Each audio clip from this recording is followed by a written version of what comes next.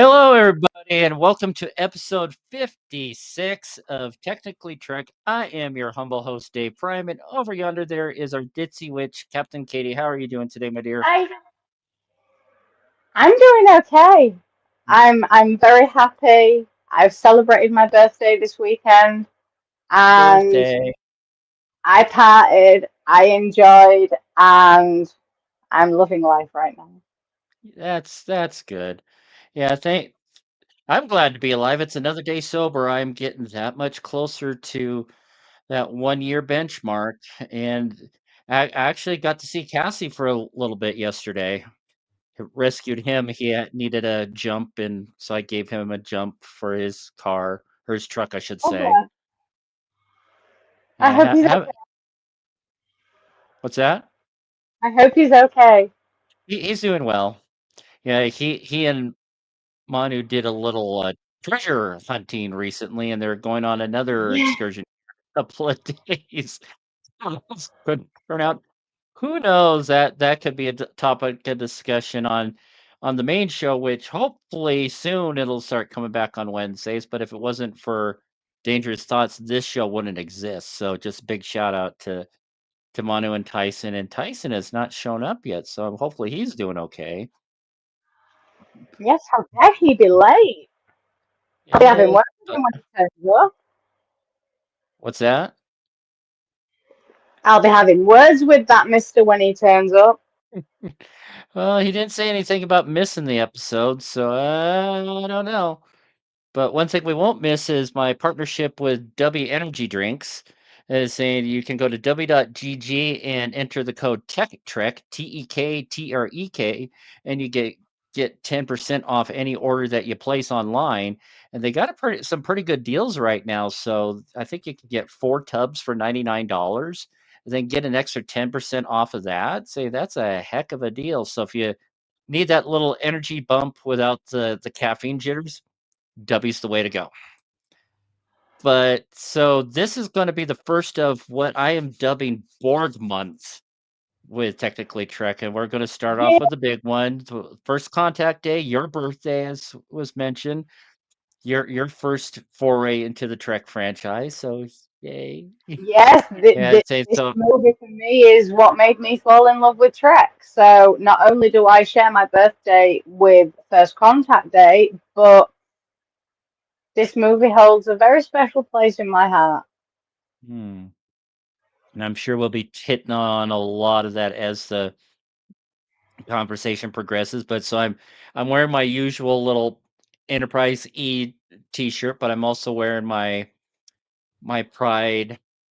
Well, it's Voyager, but it's like the Yes. was came out with Generations and stuff too. So just like yeah, and with my rainbow headphones. So we're going to talk about And First I've got my Contact rainbow tonight. keyboard. What's that? I've got my rainbow keyboard to blend in.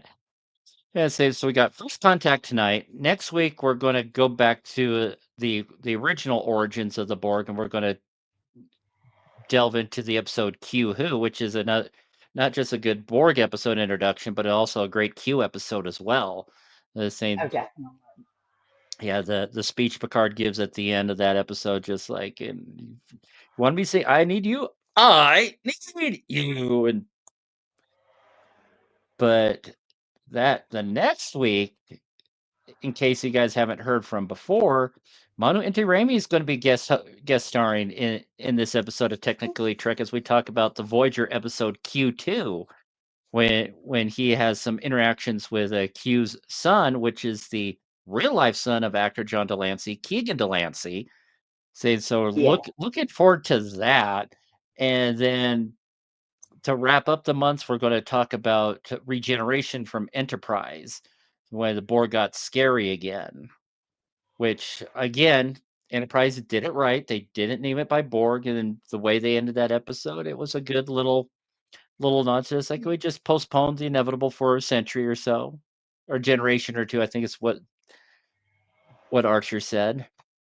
200 years, I think he said. Mm. Mm. But I mean, it all whoops, it all kind of gets interconnected. So I mean that then explains the Hansons why they went to the Delta Quadrant. So, Well, yeah. And but I like how it all links in. I mhm, really do, because I know that so many people have like issues with like prequels and things like that. But the episode of Enterprise where they discover the Borg like scattered, that ties in with this movie. So, and they predicted that it was that the ship was spherical in nature. So they really did do a good job of linking it in. And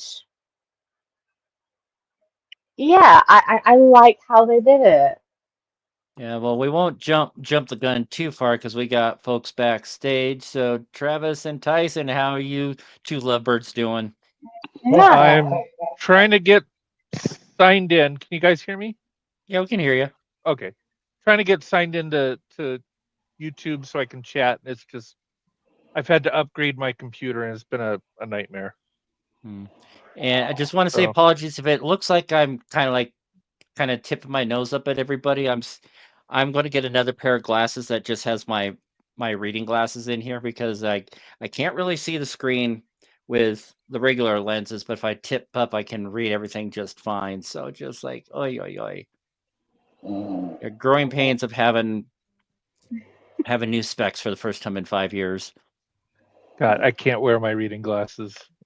I because I upgraded to really giant screens and everything is magnified. I Hmm. don't need the glasses. I can see everything perfect. So when I put on my glasses, it's just now I'm looking at your pores. It's really no. Mhm. Oh So God, your no, brain, don't pause.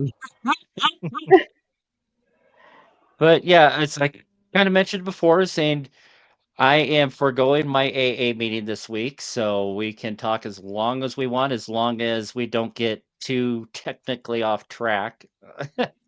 But I know Tyson, though, you probably got to bounce for your Yep. radio net control and all that. I'll be here till 6:40 ish 640 is. thereabouts. So How that's dare well, you that's leave like it most of the normal run of the show. See, what about you, Travis? I know Phil said he's going to be late as usual, but he says that once you see me on camera, you'll see why. So I'm kind of intrigued what he means by that. He's gonna dress like a tribble.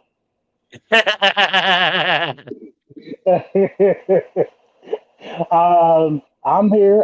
I'm here till the very end, as best possible I can be. That's good. But anyways, with the episode, that opening bit still really gets me. I mean, the beginning of it's great with is like Goldsmith's score, wonderful job. But then it starts with a close up of Picard's eye and just zooms out, just show that how massive that Borg cube was inside. Oh, that was just beautiful. I mean, it's actually the music for the opening credits. Why I looked at the TV that day when I was like 14 years old, Hmm. because it was so intense. And then that opening scene that you've just described, I was hooked. And my homework from school was just getting pushed further and further aside. And by the time Picard is on the call with the Admiral, it was forgotten about. Hmm. And I was just like, I am so into this. I am so in love with it. And when I found out that it was Star Trek, I was just like, oh, hell no. I'm going to become a Trekkie after this movie. And, and that is how my love story with Trek began. Yeah, but See, the I have a but little different. I have a little different experience because I remember I was a teenager, uh, and I was in high school at that time. It was in 1996, correct? And mhm. I remember my friends and me, we talked about this whole new. We was like, I can't believe they're gonna bring the Borg on the big screen. And I remember going to the theater. This was like the Friday night when it came out, and I was just like, I'm really excited for this. And I heard one of my friends say to another friend, "Holy hell, that looked like a horror. That looked like almost a horror movie instead of a Star Trek movie." When the opening scene popped when it came on and stuff. He was like, he's like, I kind of jumped. He said, I may have to check myself because I feel like I may have peed. Because he said that when it came out of Picard's cheek, he was like, that just freaked him out.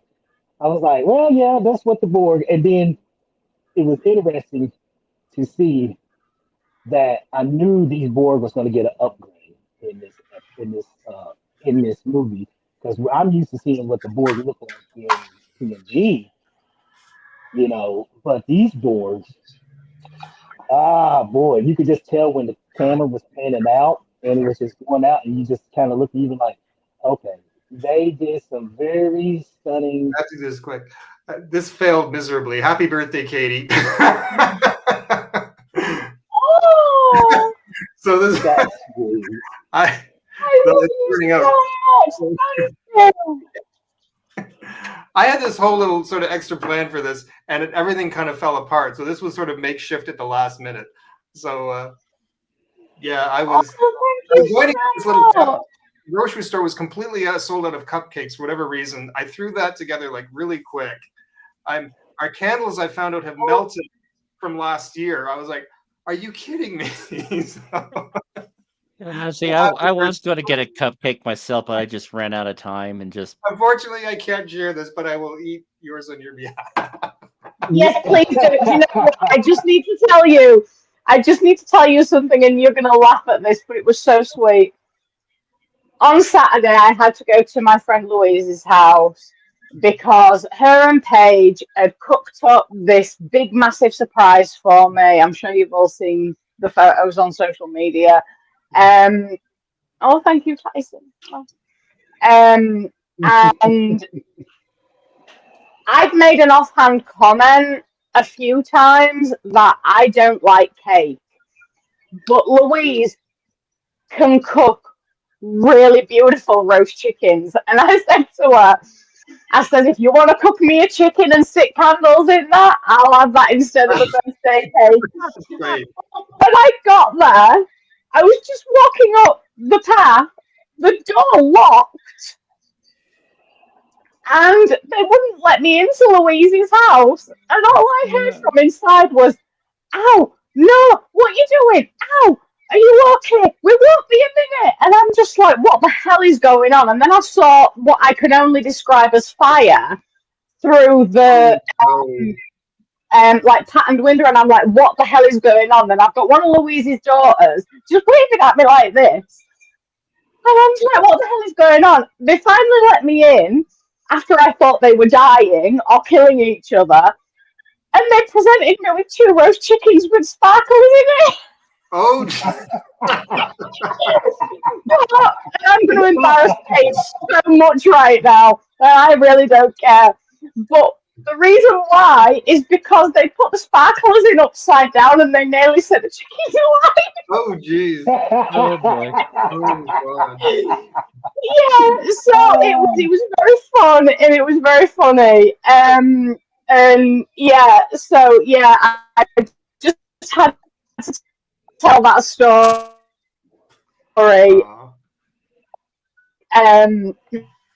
With Phil presented me that cake, and oh, what the hell is going on? I think You're a glitch in the matrix. Yeah, that usually happens to me. Thank God it's somebody else this time. You caught whatever virus I used to have. Enjoy. Hey! It was some Borg nanoprobes. They're trying to simulate your system. Right. Yeah. But I did a whole Windows update, and when you upgrade Windows, what it loves to do is erase all of your cache, your whole history. Oh no! So every password I had to every little like I couldn't get into my mail. First of all, Dave texted me the link to the show. And it's on my phone. It's not on my computer, so I have to email it. So then I didn't sign into my email because everything's been upgraded, so I have to sign into email. I don't remember my password from 10 years ago, so I had to reset the password. Then I finally get in, but I can't comment because I'm not signed into YouTube, which you have to be signed in to comment. So my YouTube password didn't work, so I had to get a verification code to re-sign into YouTube. Like this has been my nightmare ever since I upgraded my Windows. So Well, don't at least upgrade. we got it Not worth it. figured out before Dangerous Thoughts goes back on the air.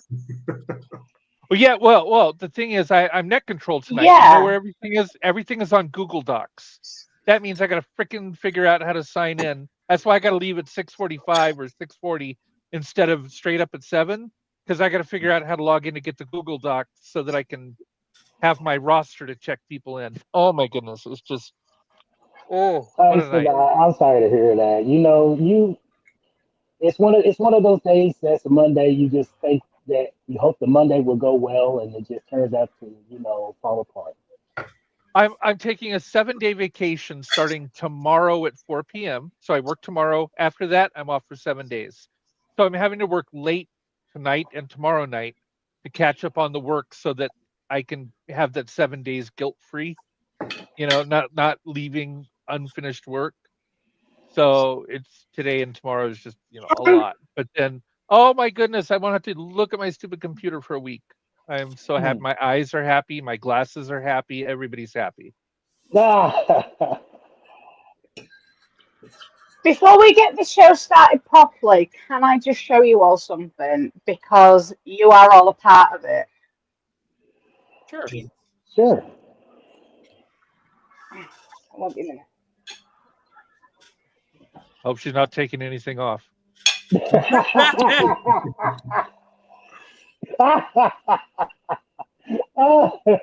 I'm going to do a strict tease. Oh, Tyson. Oh, I like that comedic humor. You might need to change the cameras for this. Aw. Ooh, wow.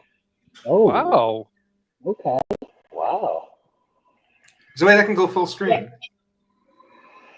I don't know. I don't know how to do it on screen. I'm a terrible co-host, No, people. Yeah, hold on a second. Dave can put you up on the full. There we go. There we go. Okay. Paige made this for me, and for my birthday, and it has everything up. Well, not everything, because everything wouldn't fit, but the main things that are important to me. And there's Dangerous Thoughts, Louise, Paige, and it's got all your names on it somewhere on the board. And then at the bottom, it actually says the date of first contact. Oh, how April sweet is that? 1963. And there is so much on this. Yeah, Dave, you're there. Travis, Tyson, Cassie. Oh, wow. Oh, wow. Manny. And yeah. But yeah, so suffice to say, Louise and Paige made me cry on my birthday. Aw. Oh. But that is just absolutely beautiful, and I absolutely adore those women. But I had to show you that because you are all involved in that board. And Well, just a quick reminder that I guess you and Manu share a zodiac. His birthday is April 22. Yeah. hmm 1 second. So I think you share zodiac. Maybe you do, or else you're abutted up I next think to each I other. think he's on the cusp actually between Aries and Taurus. Taurus makes a lot of sense, but I don't know. Yeah. Don't tell him I said that. Oh shit, this is recorded, isn't it? Yeah, he is a Taurus. He's a Taurus. Yeah, that Yeah, totally like lines up. Okay. it really does. So I To the gotta. movie. I don't But know what I'm yes, gonna I'm do for sorry birthday to this year. hold things up. We will start talking about the movie now, but I just had to share that very special thing with you all. Yeah, Well, same happy way. birthday. Happy birthday, and we Indeed. appreciate that. Thank you for sharing that with us. I'm glad those tears was tears of joy. Yeah, Paige knows what's important to me, and all your names are on there. Alrighty. But St. Picard actually showed a rare. I'm trying to think of the word. Something that's unusual. He was just frustrated. See, when Riker just like, "Who? Here's our first sensor sweep of the neutral zone," and he's like, "Oh, this is where there are attention." He just chucks the pad on the table, just like that's not the typical Picard. I guess low key he was frustrated the fact that Starfleet feels that he's an unstable element to a critical situation, though Yeah, everyone why on the are we out here chasing comets? Let's yeah, just say that Starfleet Command has every confidence in the Enterprise and her crew, just not her but captain. not Well, in, can I Yeah. just mention something here? The way Picard reacted, when Riker handed in the first sense sweep of the neutral zone, like 20 particles of space per cubic meter.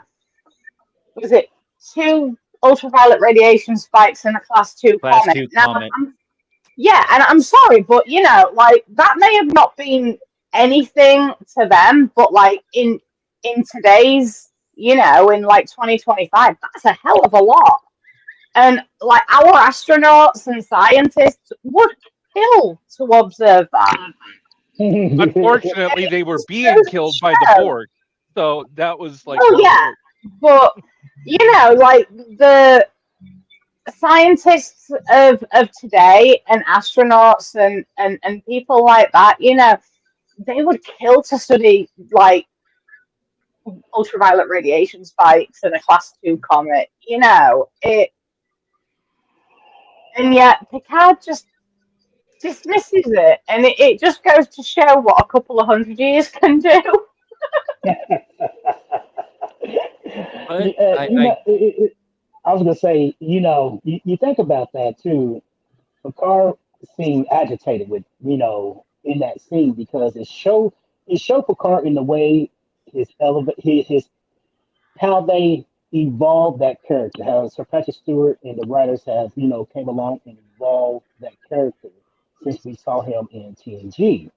Dave, you mentioned that he was frustrated, and his sarcasm, when he was telling Riker, you know that what the situation, what the deal was, and it showed that Picard he wasn't he was more into himself than he were when we first saw him in the counter at Fall Point, and it made him to realize that he isn't the stick up a stick up his ass, kind of captain and stuff and everything else, and he's just keeps things to himself and everything. But it showed that to me, it showed that he was irritated with Starfleet because the Enterprise E was one of the newest ships that they recently christened, and her advances in technology and stuff and everything make, like they said, make them a perfect suitable fit to be on the front lines.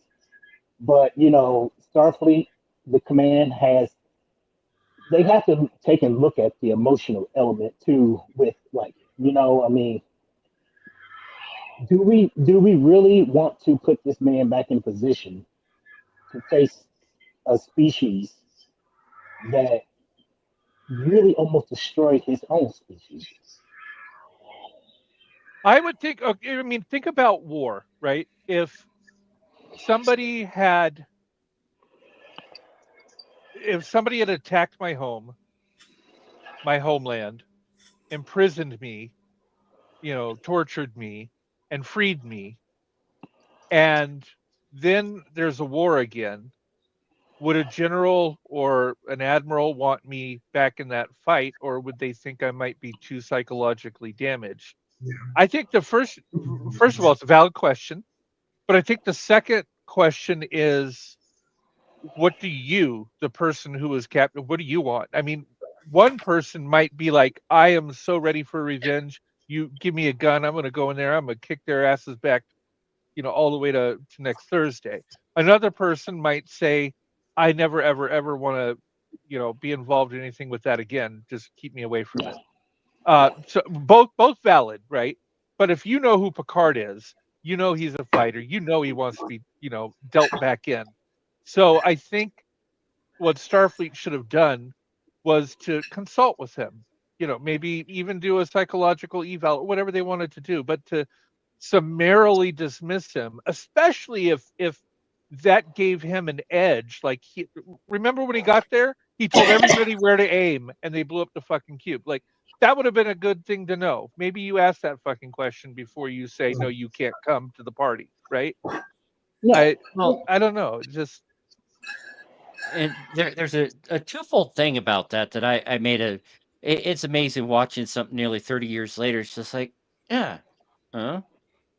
What? Oh God, why did? Yeah, I was saying because Data seemed genuinely surprised when Picard told him to set the weapons to that one spot of the cube, and he's like, that doesn't appear to be a vital system. Data, you are the one that was able to hack the Borg with a non-vital system. Dave, When really he quick, when he You, instructed them to it may sweep. not have been a non-vital system initially, but with them all firing in the same spot, I mean, Picard may have just chosen that at random. But if you think about how a Borg cube works, or any Borg vessel, if they're being fired at from all angles, then they can regenerate gradually. But if they're being bombarded in one spot by a full arsenal, they're taking extreme damage in one area rather than little bits of damage in other areas. So even if it wasn't a vital system, because of how much damage was done, it may have gotten through to a vital system. remember, Picard could hear the voices in his head still, and if the True. cube was concerned about a certain area of the ship, then he would have known that, and the Borg are really working to protect this section. I may not even know what the importance of that is, but if they think it's important, that's where we ought to shoot. The second thing, Dave, can I see your T-shirt? I know your shirt has the Enterprise. I love that. Can I see your T-shirt? Oh my goodness! It is a rainbow prom badge. That I is got amazing. I hey, love your outer shirt. You already showed that to us. It's beautiful. yeah. And if you want to show it again, just to maybe new viewers, so they can see your actual shirt, because that is especially first contact, because you got the Enterprise E right there. Enterprise, yeah. Yeah, that is And, and it's got a beautiful. got a got a runabout on there too. Because why not? Uh, Yeah. but no, you are really trekked out. I love it. Yeah, I love I it too. figured since I was doing some cleaning and found this shirt again, I thought today would be a day to wear it and just kind of be a little more casual, unbutton it and whatnot. Let's go back to Definitely. this, guys. Let's go But back to when Picard gets called to the bridge from Vienna, and you hear them because he asked Data to put Starfleet frequency 478, whatever it is, on on speaker, and they were just sitting there. One thing that really I loved about this scene is the panoramic shot of just hearing their faces, because you hear too that they said that the flagship, the Endeavor, Defiant, and Bozeman was all part of the fleet, that was going to go up against the Borg. And I heard Bozeman. I was like, no way. Bozeman? I mean, do y'all remember in the TNG episode where the Bozeman came in place? yeah, If it's the same ship. yeah, I swear, I still swear that one of the voiceovers during all that comm traffic was Kelsey Grammer. I don't know if it was reused from something else from the episode or if he just had a non-speaking or a non-credited speaking role in the movie. Yeah, I mean, half the people from Cheers have been on Star Trek in one way or another. Well, Yes. Very true. Cheers was a holodeck episode. Right. Yeah, Oh yeah. yeah. Lilith has been on Very there. elegantly. Lilith was the alien who wanted to hump Riker. So Lilith has been on there. Fraser's been on there. Uh, uh, what's the lady that ran the bar? The one who played Savick? Kirstie Alley. Kirstie Alley had Alley. been on there. I think Sam Malone is the only one who hadn't been on there. Yeah, I don't think. Yeah, Ted Danson. I don't think he's been on there. No. You know who remind somebody? I'm just putting this out. But was it Norm? Norm reminds me of Morn. Well, Morn is Norm. They say Yeah, that's how Morn they is came up Norm. with it. Yeah. I mean, that's even why his name sounds like Norm, because Norm, he's always at the bar. Like it was a nod to Cheers. Like he was But the regular. they never said when Moore walked in the bar, Moore. That You would have know, been chef's kiss. I wish they would have done that, but they didn't. They didn't. I mean, No, that but might have been too on the nose.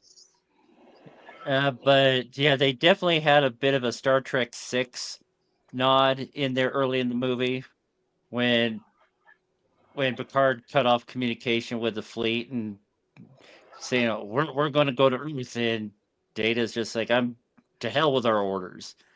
It's just kind of a And yeah. that is rework one of of my favourite parts of the movie. That is one of my favourite parts of the movie when Data says that. I Because the way that he looks at everyone for solidarity before he says, to hell with our orders, and then like the look on everyone's face is just like, yes, somebody said it and Data did. That is now like one of my favourite parts. I Well, am it's the going to fact that say he. though, it was recycled from Star Trek 6 Yes, when Mr. yes, that's what Spock at that's the what I yes. was just very end. saying. Yep, that's where it was recycled from.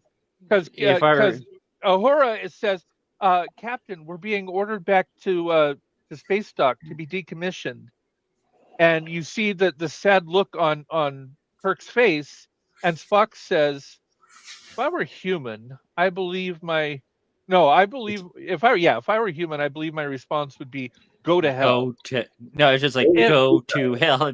go to hell if I were human.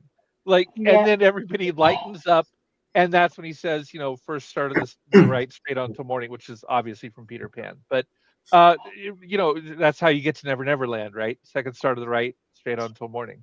I like Um, that too. I like that. Yeah. it was really, it was really beautiful. But Yeah, that's where I think that Data. Every time I hear the Data thing, I think of Star Trek 6. I don't know why. Absolutely. that was the same thing with I me. thought that mine too. But But but I would imagine it took the Enterprise a couple of hours to get to Earth from wherever they were at. So got to Yeah. Into give the kudos to neutral zone, yeah. Yeah, kudos to Starfleet for holding up with the Borg a lot longer at Earth than they did at Wolf 359. That was just I was thinking the same thing too when I remember seeing that. I'm glad you point that out because I'm like, Wolf 359, and there is such a thing as a real Wolf 359. It is Yeah. 7.8 light years from Earth. Yep. The real. So they use that reference and stuff and everything else, and it takes a good long while even for a starship to cross, light years of distance and stuff. I don't know if they encountered the Borg earlier because it was making its way, and because they did significant damage. The whole fleet did significant damage to the outer part of the ship, you know. But the one thing it kept going. But this is one thing too. I know Starfleet has when they come up against the board, and I guess it was Wesley Crusher who came up with retuning the phasers to reset the automatic frequencies and stuff and everything. Every time they discharge their the phasers, it resets it so the board won't adapt to that particular phaser frequency.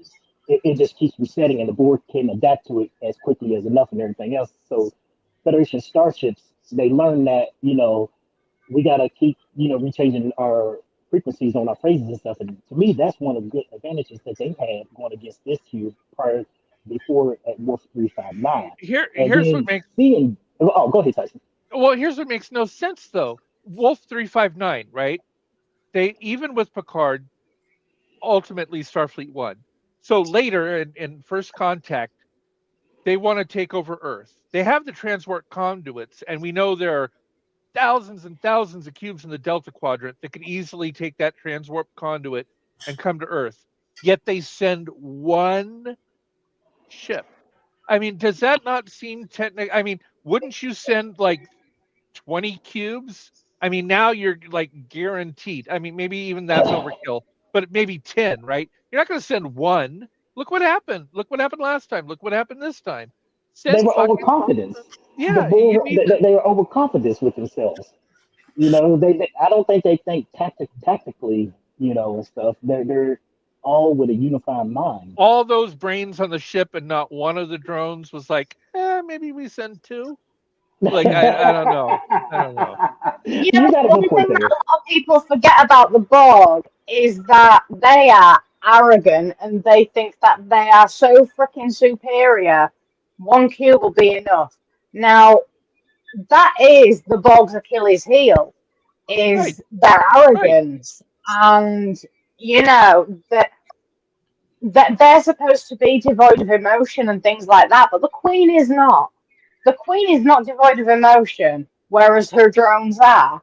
So the arrogance of the Borg comes from the Queen, and you know that's probably why they only sent one. And like, oh yeah, you know, like we may have failed kind of at Wall 359. We did a lot of damage. We assimilated some people, but you know, maybe we'll learn from experience. And they probably think, oh, we've assimilated a few other cultures, got nabbed some other technology, and they won't have advanced as far as us, so we'll just send one cube again. You know, and that was probably the Queen's thinking. So yeah, that'll be why they only sent one cube. However, they did have the backup of the sphere. Well, built into the cube, yeah. But I mean, are they, paying by the hour? Like, just send two. What is, just send two. What I mean, if you're any kind of intelligence, you have a backup plan. You have, and I don't just mean the sphere, like Yes, the escape pod built in, but I mean, send a couple of ships. I mean, it's not like I love that spoof, with the.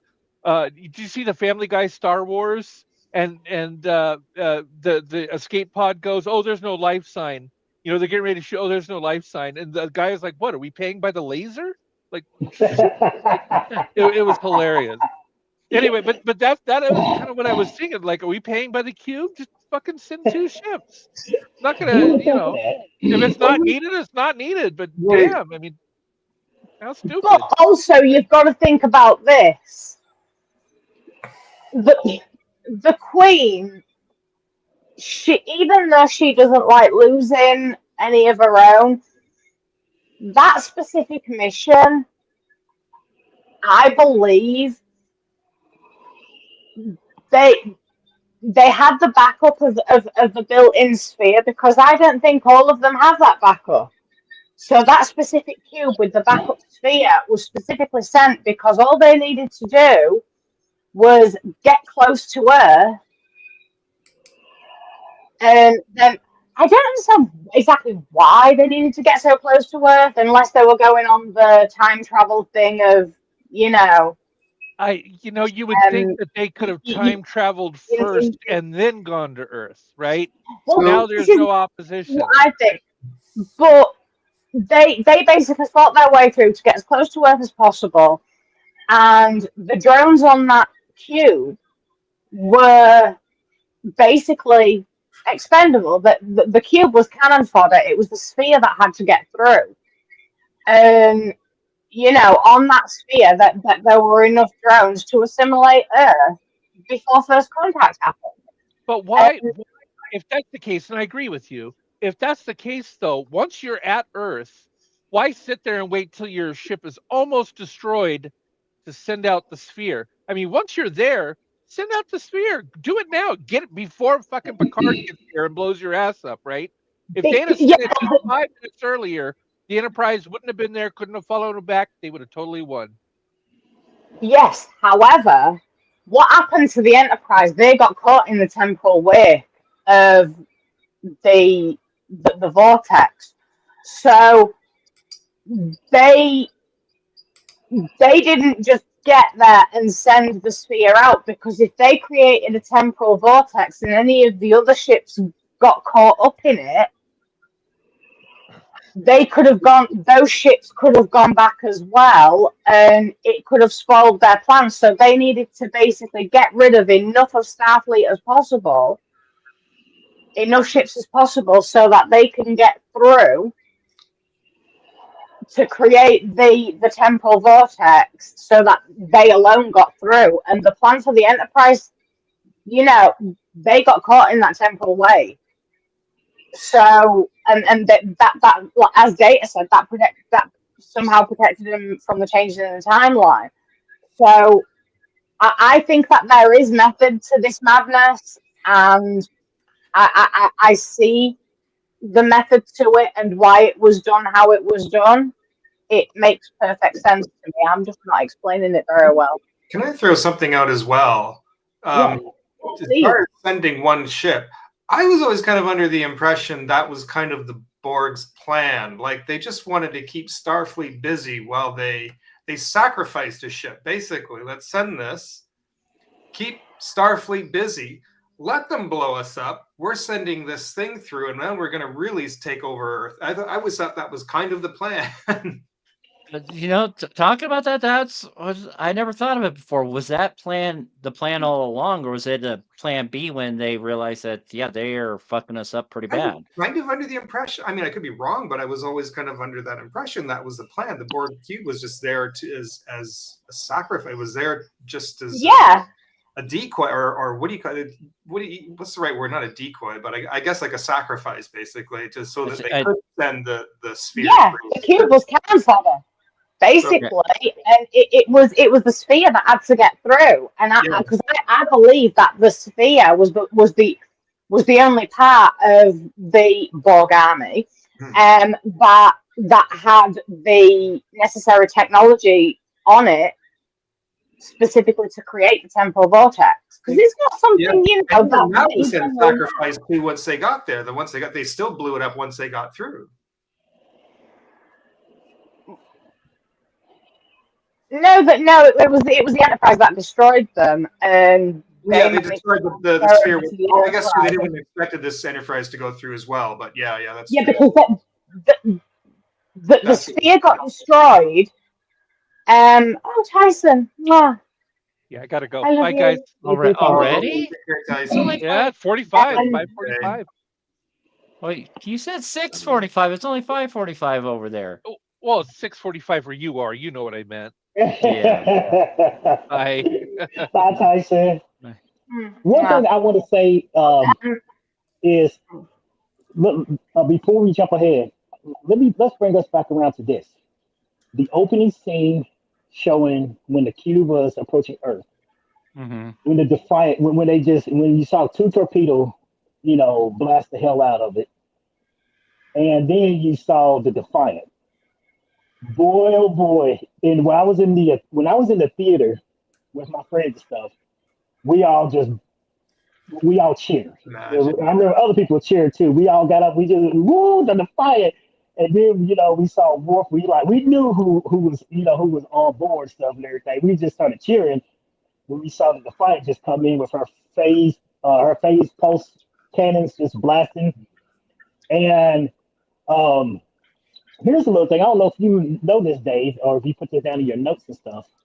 The helmsman of the Defiant was Adam Scott.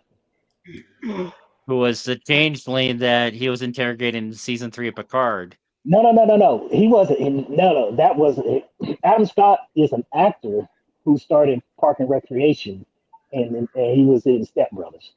This was when he was in a much younger role. Wow! Which character? He's in Severance right now, right? That's Adam Scott. God, which one was he again?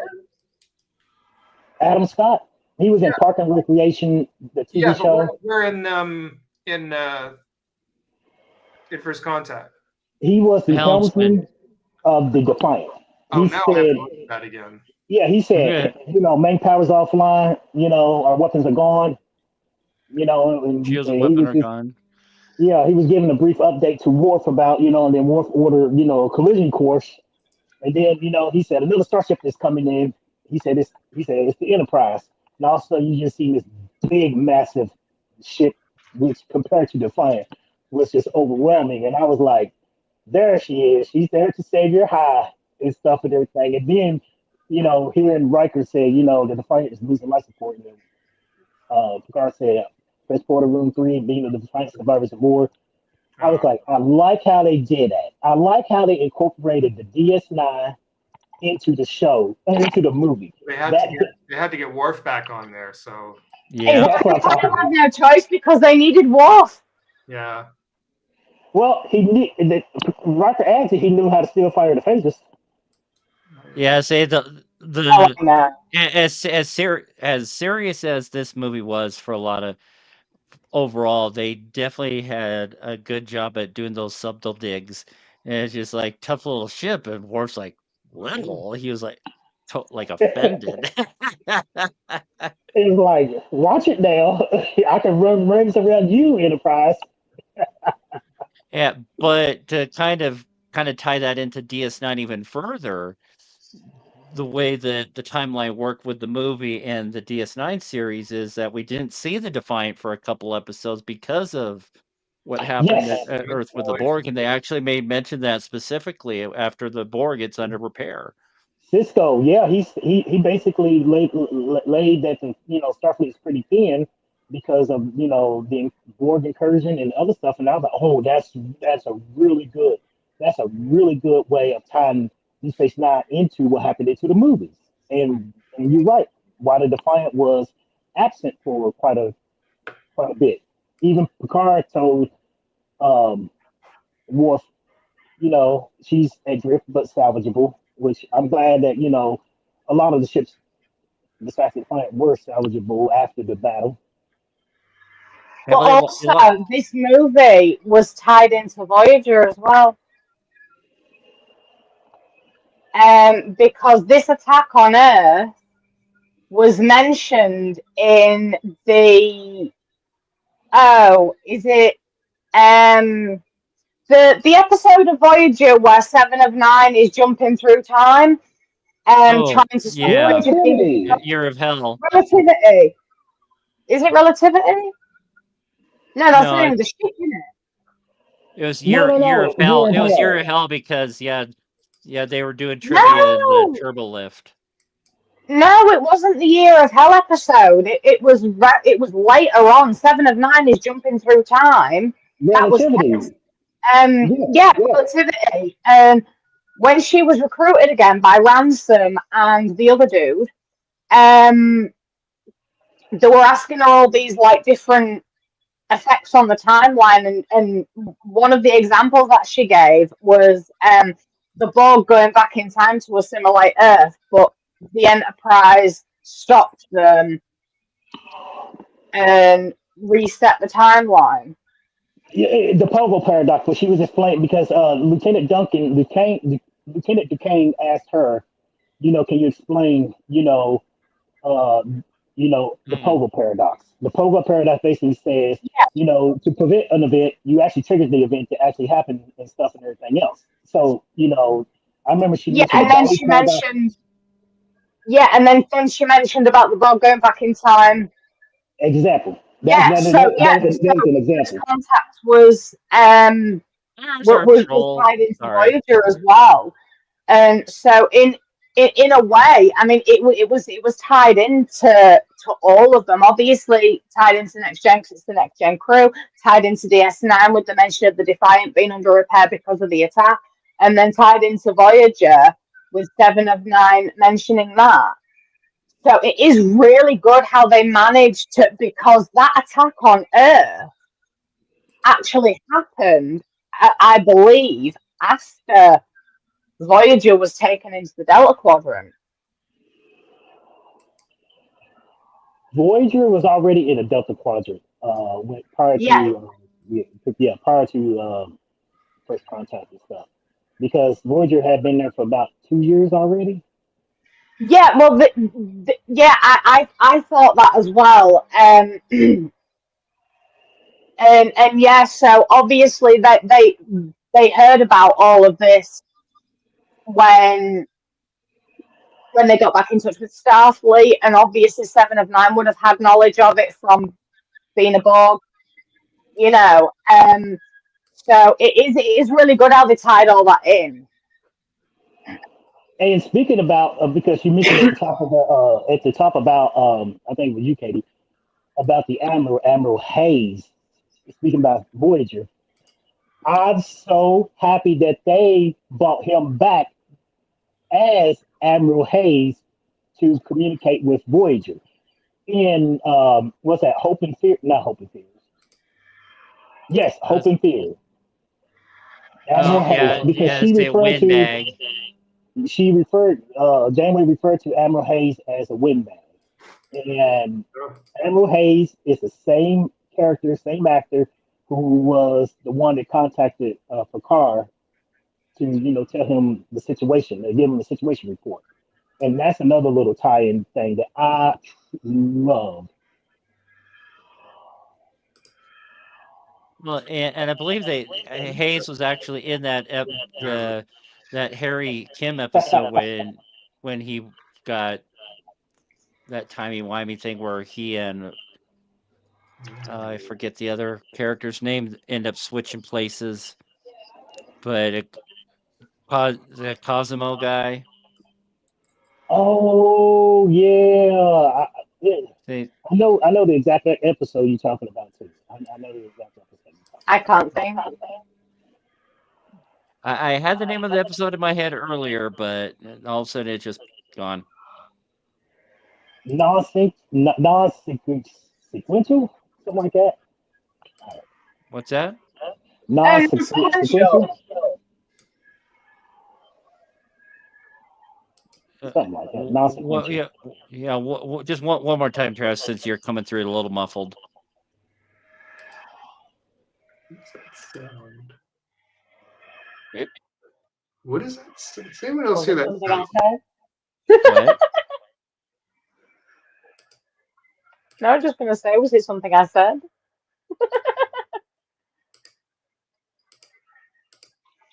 Does anyone else hear a sound in the background? Can you hear me now? Other than my tinnitus, I'm Oh, don't hear anything unusual. It's probably the fans that I've got on in my bedroom because oh, I right. don't Well, that like might be it. anything Okay. remotely warm.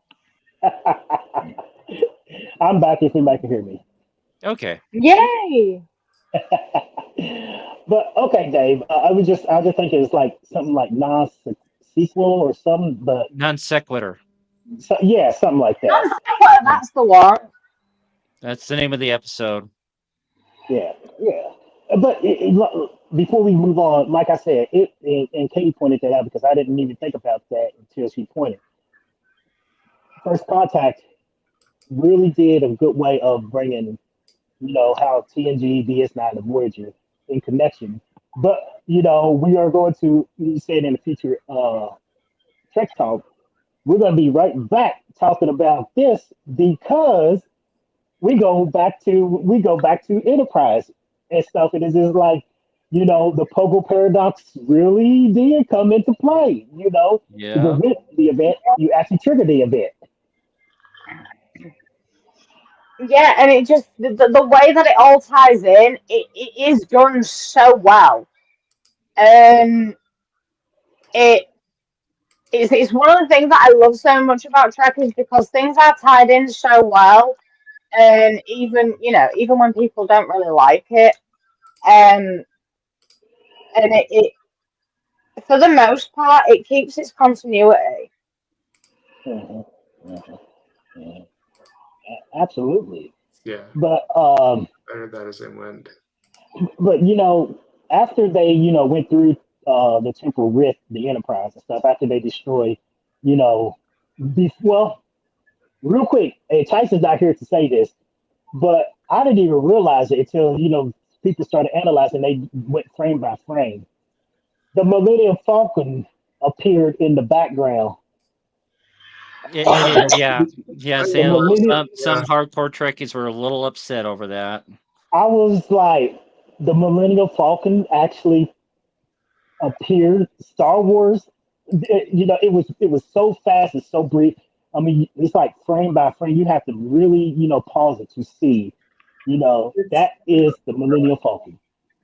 Well, and it's not the first. That's not the first time that something from the Star Wars franchise crossed over into the Trek franchise. Because with the Star Trek 2009 movie, R2D2's tumbling in the debris from the attack Yeah, on I was Vulcan. just gonna say what Really, I was did not know that. yeah, You did not know I thought that? that was well known. I thought that was as well known as the Millennium Falcon. R2D2 is just is just floating quite happily in all the debris. Wow. No, I did not know that. That's It's ILM though, like they do that all the time. They'll if they're working on different films, they'll throw little things like that and Well, not we say anything. other than Star Trek 5, and I think probably the first the motionless picture is ILM, Industrial Light and Magic, was the special effects yes. team that put Yeah, together for all the Star Trek movies. yeah. Yeah, they did. I On mean, the the reverse, models. I'm sorry, Phil, go ahead.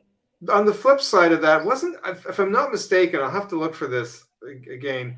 The Phantom Menace, when that big auditorium scene, and I know there's a big, Hmm. the little ETs in there. Somebody said there's a Kirk and Spock in one of them, and you have to. And I've yet to find that, but I'm What? Kirk and Spock are in one of those little pods in that scene. But I'll have to look for I that. I Yeah. had not heard that, but it wouldn't surprise me if they did pull that Yeah. off. So that'd be only fair to kind of put Star Trek into Star Wars. So, But but yeah, the Enterprise went through the vortex, and watching them come through.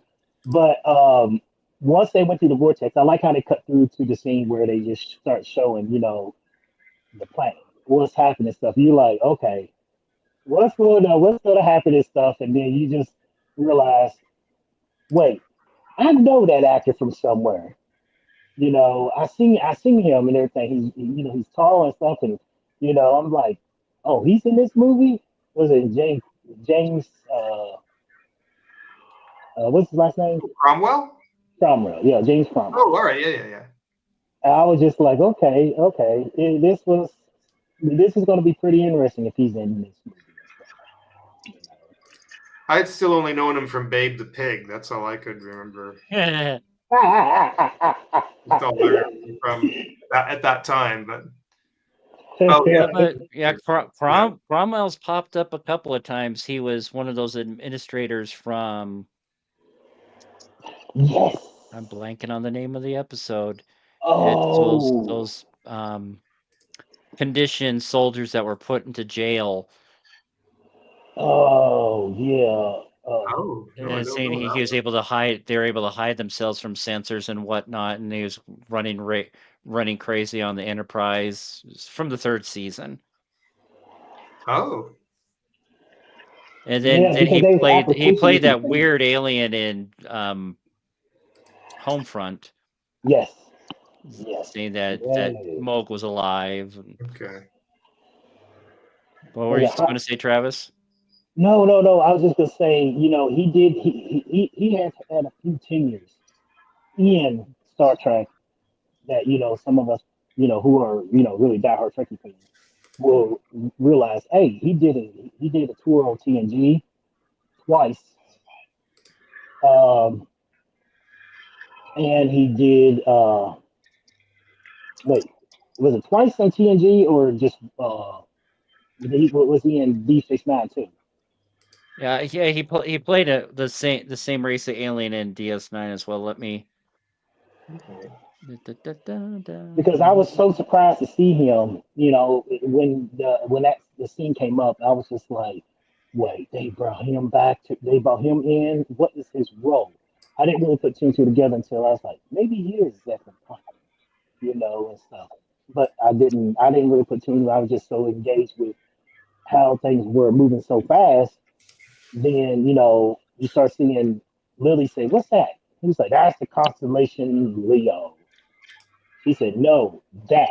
And then you start seeing, something just coming down, laying, blowing things up and stuff and everything. And then, people run around screaming and stuff and everything else. And then here come the Enterprise finally through. And I'm like, okay, okay, this is how this is gonna go. You know?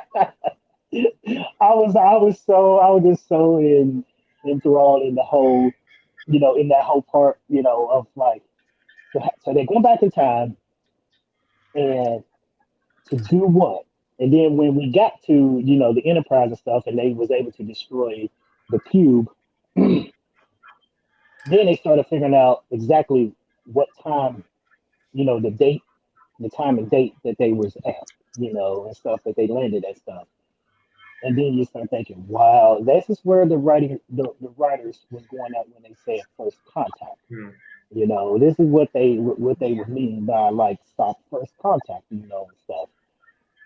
And it was pretty. It was as a teenager back in those days. It was pretty impressive to see them kind of give a little bit insight of how the origin story of humans achieve warp flight in the Star Trek realm.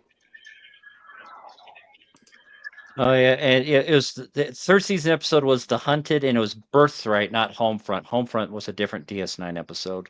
Okay, okay. But yeah, he was also let's see, pull it up here again.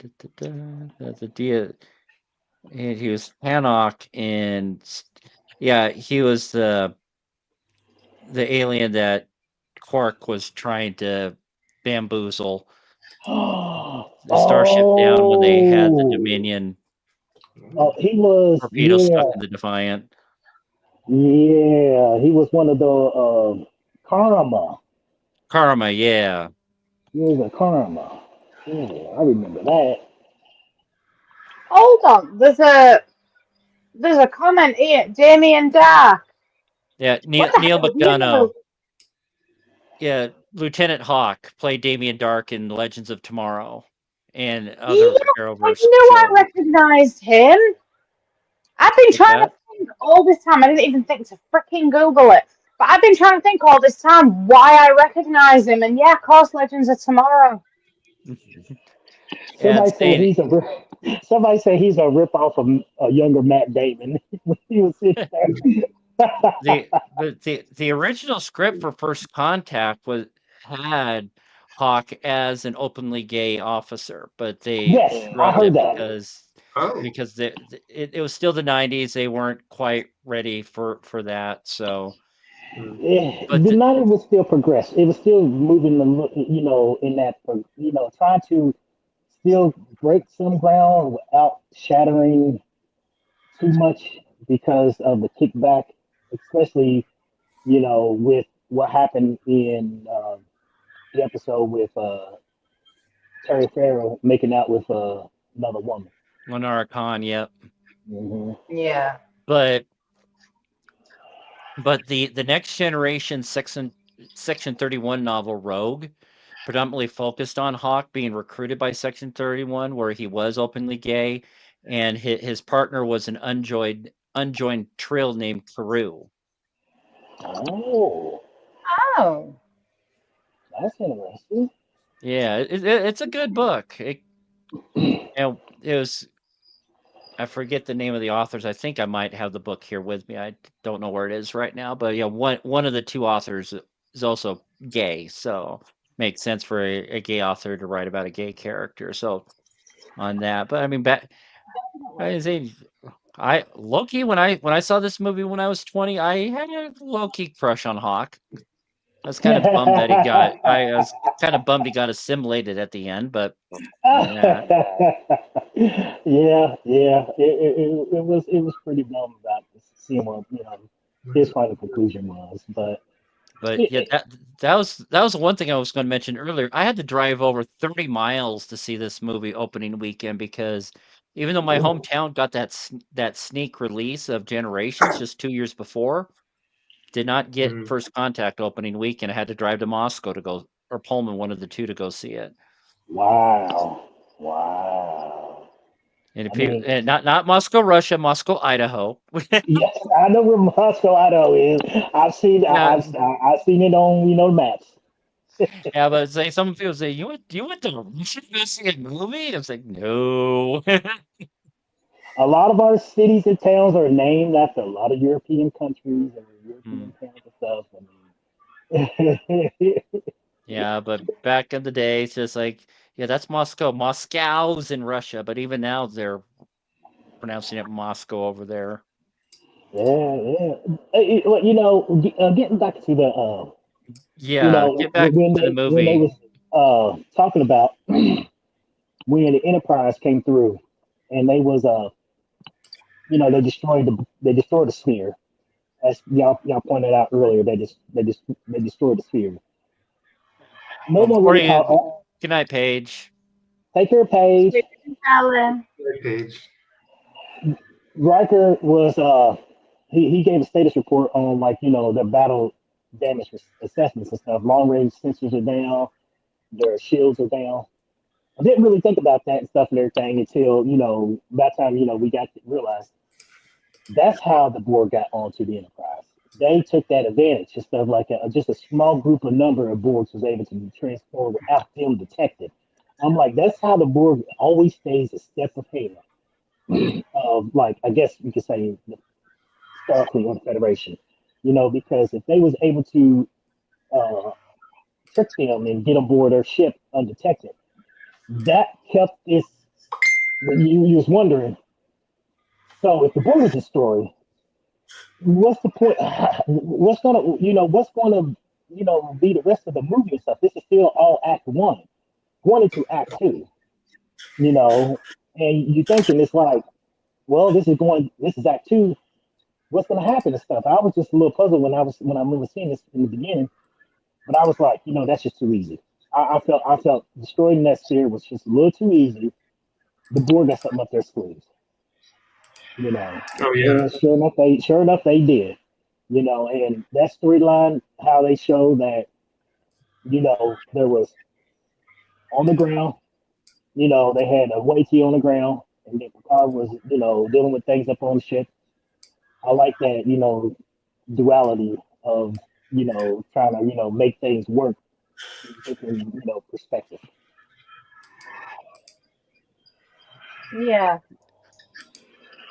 See, I kind of want to know though, saying, I mean, when Data first said that they arrived at the latter half of the 21st century, what what mathematical computations did he do? Maybe it's just a Data thing for him to say Yes, exactly that they showed up on April 4th, 2063. I think There he was said another flashback moment for me to Star Trek 4, by the way. You Uh-oh. know what? I think he said, given the radio isotopes in the atmosphere, I guess he used that in the decay rate. The sensors and the computer was able to calculate it, real quickly based on Mhm.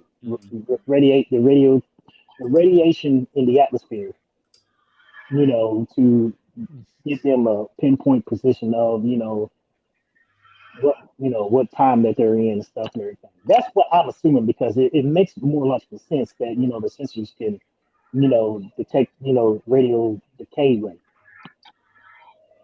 Well, yeah, but Mhm. I mean their the long range sensors were offline. They only had short range, but there was still a bit skewy.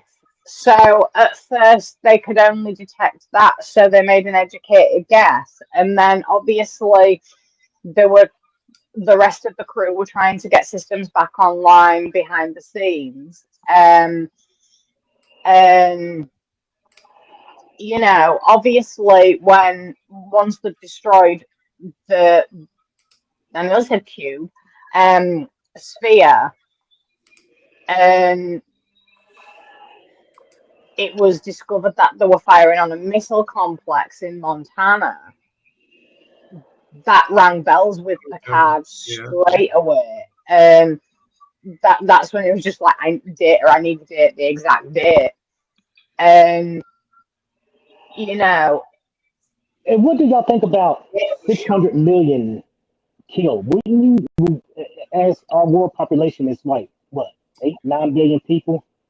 And after the end of the Third World War, you would think that number would be higher than just 600 million. You would think it'd be like, at least 3 billion. No, it was 600 million were dead. Yeah, Yeah. we're dead. I thought that number would have been like at least higher, like at least 1 billion, if not more. Yeah.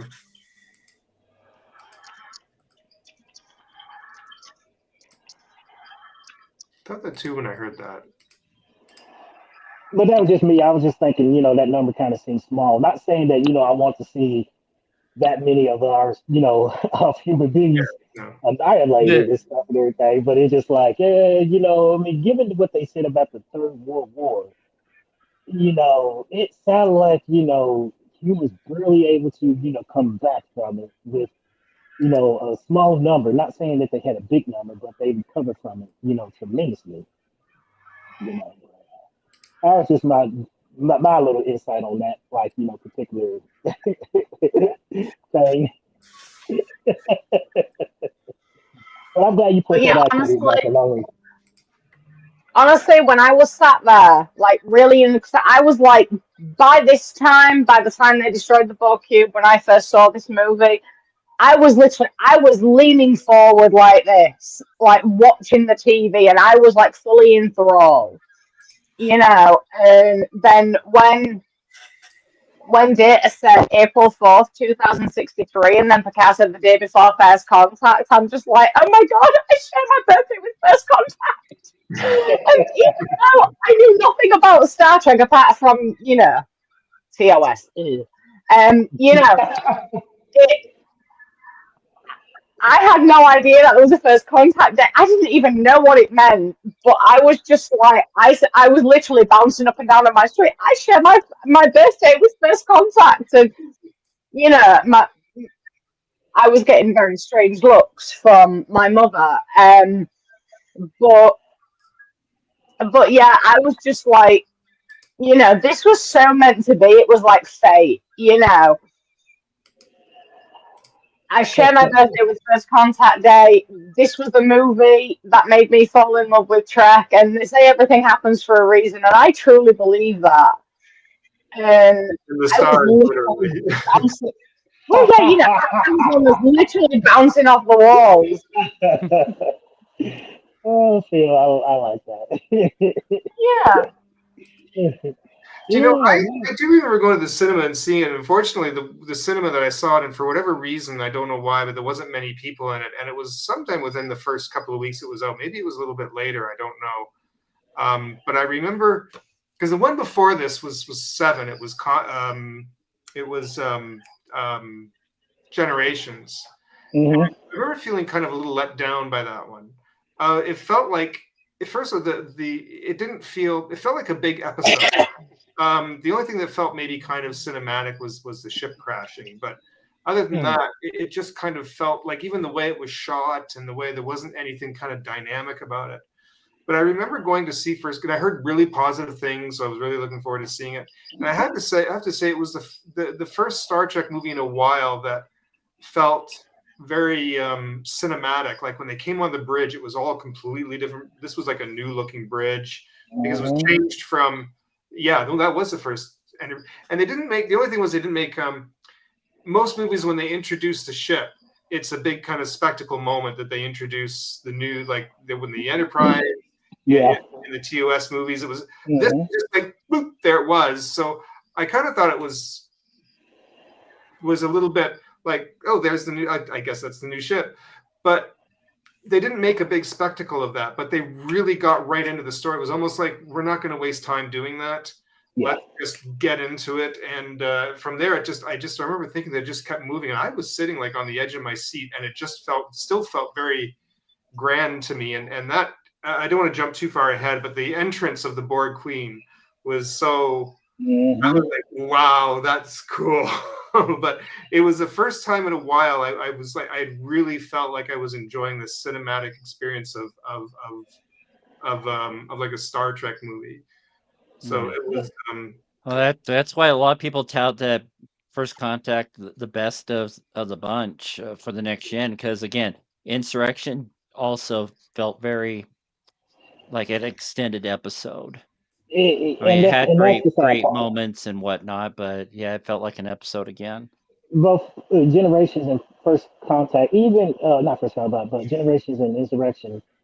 A lot of fans, there's mixed feelings about, like, people about that, because I have heard, throughout, watching others on YouTube, and some people, say, well, it was all right. It wasn't my favorite.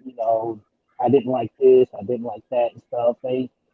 You know, I guess the writers at that time, you know, they was going back and forth of seeing, what the audience, what their fans, will, like and stuff and everything. Of Sure. course, they had a hit, they had a somewhat, not a hit with Generation, but they had a hit with First Contact. And with, uh, Insurrection. And then, I have heard mixed messages about Nemesis too.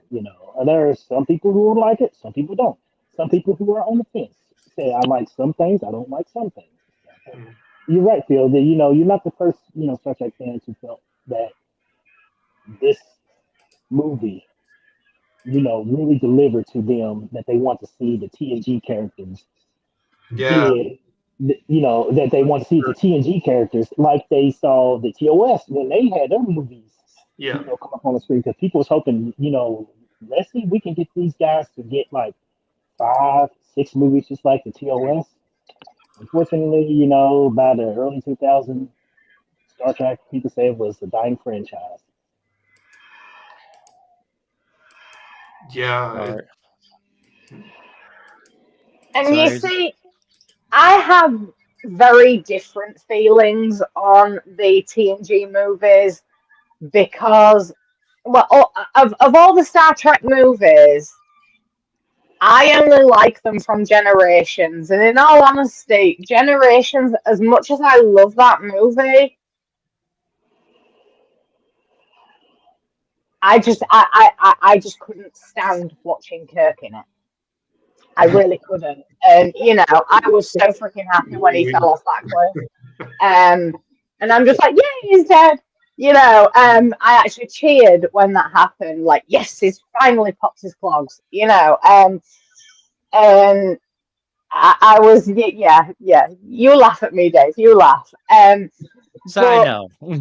We all know. but But yeah, I just and then still. obviously, First Contact was the movie that did it for me. But straight after First Contact, I saw Insurrection, and I adore that movie. It's, in a way, even though there's a hell of a lot going on, it's quite a chilled out, laid back movie for the most part. And then there's like really intense bits, and then it peters out and it's a bit more chilled. And I like that mix, and it's something different as well. Because I mean, the only time that a duckline mission has been mentioned, or that I'm aware of anyway, is that episode where there was those the they were like distant relatives of the Vulcans or something. Um, The Mintalkins? The Matejko. yeah, and that was the only other time, to my knowledge, that we've actually seen any form of like duckline mission. Um, because they were being studied by Starfleet, like the Baku. So I liked that link to like Starfleet, like their missions, how they observe other species that are less technologically advanced. And Mhm. I mean that people hate on that movie so much, but there's a lot of depth to it that people don't see. The same as First Contact. There's a lot more depth to this movie than people realize because of how much action there is, the life or death scenarios. But there is so much depth. It and the same with Nemesis as well. So many people hate on that. And I mean, don't get me wrong, I cry at that movie because of Data. But there is so much death. And that movie is probably one of the most psychological Star Trek movies there is. And I see that depth, and that's why I love Nemesis. That's why I love Insurrection. And the depth of the movie started with First Contact, in my opinion, because I mean, obviously we'll get to it later, but we basically see in this movie everything that Picard's been holding back. So many people say, "Oh, that's very out of character for Picard," and Picard would never do that. And you're like, whoa, hold on a minute.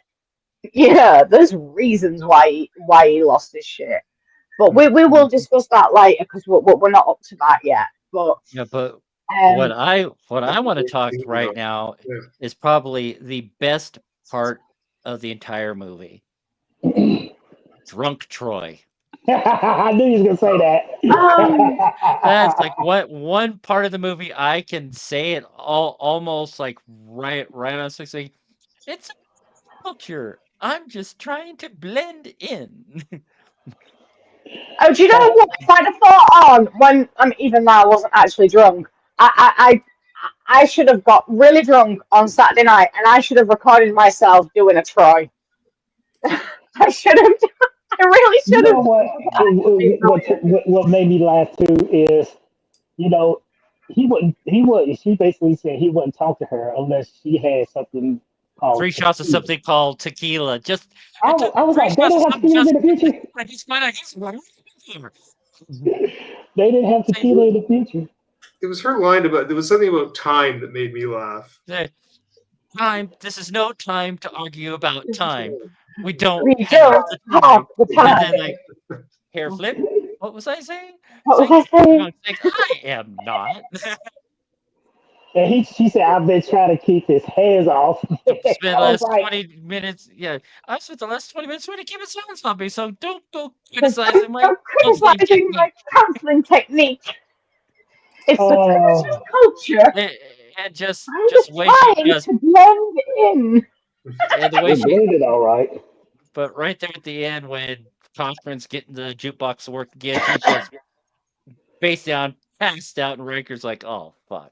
I just love it as well. I just love it as well. If you are looking for my professional opinion as ship Shit. counselor, he's nuts. nuts. Be sure to note I'll that be sure one to note wrong. that in my logs. But right after that, I was talking with Katie backstage about it.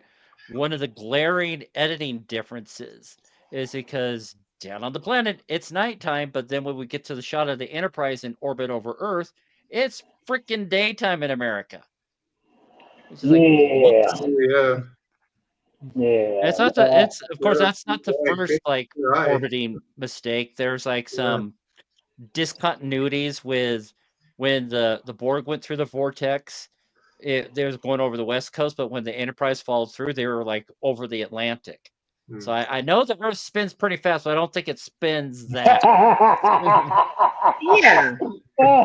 But then of course one of the big ones that everyone on the internet was talking about, which later in the movie when Picard opens up the window to show Lily Australia, where the frick is New Zealand? It's nowhere. Did the Yeah. Yeah, that was a big because flubber too. Yeah, as a what? maybe it sunk in the war. I don't know. Well, it was Paris. Maybe. Tom Paris was there in the New Zealand penal colony not just a few years before, so something cataclysmic would have happened. I was Yeah. like, what the heck? Oh, But I like the little discontinuities. yeah, but yeah, one little note that I that I put on there that gave the movie a PG-13 rating is Data snapping the Borg drone's neck. That was the one thing that pushed it from PG to PG-13. Before we talk about that, can I run something by you guys real quick because Sure. we skipped over a scene. So, do y'all remember when Picard asked? Well, he ordered LaForge with engineering team to beam down to the surface and stuff to begin working on the warp ship, and he left a gentleman named Paul Porter in charge, and he said, "It's Yep. getting a little hot in here, Paul." So that same actor, and I don't know if Katie probably will, I don't know if she probably remembers this because she's seen uh, Stargate SG-1, but he played it. He played a guy in Stargate SG-1 in a late season. I think it was season 10 of SG-1, Hmm. and I was just wanting to put that little thing together. It's like, oh, look at this. This guy, he was in Stargate SG-1, but he, several years before, he was in Star Trek, and he played Paul Porter as, his name goes and stuff. And it was so interesting to see just how that scene set up when, LaForge was like, it's getting a little hot in here. To me, that stuff, I was like, they already got some sort of, something was going on. I knew the Borg was behind this. I was like, I knew the Borg was behind it and stuff because they thought they destroyed him, but their environmental system was kind of going crazy and stuff. And then Paul was like, oh my God, it's the entire deck. He couldn't get it under control and stuff. And then when he got through the Jeffries tube, and he was asking his colleague, is anybody working maintenance in that section? She said, not that I'm aware of. And then when you heard him screech, and I was like, yeah, I knew, just the way he, screamed and like screeched when you didn't see it, but you Yeah. heard him, and you just like, oh, that's a horrible way to die. Mm. Yeah. Yeah, but yeah, I forgot one scene earlier on in there when Data and Picard were in the in the Mr. Silo? The in silo. the silo. Yeah, thank you. And say they're touching the ship, and Picard saying it makes it seem more real, and then Data's like, and it doesn't seem more real to me than before. Then 20-year-old me, it just right over my head when Troy says, "Would you three like to be alone?" Yeah. I absolutely love that. I was just like, But "Where's the third person?" And then older me is like, yeah, I mean, I absolutely love that because it's so funny. But carrying on from that as well, like when they start getting shot at by Lily, um, and Data's just like, Captain, I believe I can handle this, and he just jumps down, and she shoots him, and then he just turns around and he's just like, greetings. And just so matter of factly, she's like, "Hello." But Oh. then, not long after that, there's another editing mistake that I mentioned to Dave before the show. Um, and when there's the scene where Beverly is checking Lily, and she says that they're all going to have to be inoculated because of radiation. From is it the damaged throttle assembly? Yeah. Yeah, the throttle, the dim Um, throttle. when she inoculates Picard, and then she goes to inoculate herself. Just as that happens, the camera angle shifts, and she's still inoculating Picard. So that was a bit of Editing boo an boo. editing mistake. Yeah, because she'd already put the hypo spray to her arm when the camera angle shifted, and when the camera angle shifted, the hypo spray was still on Picard. So that was like an editing mistake there. But um, but no, I mean, I'm I love that scene, but I also like after the scene that you mentioned, Travis, when Paul basically got assimilated, and then she went in the Jeffries tube after him, and many screams.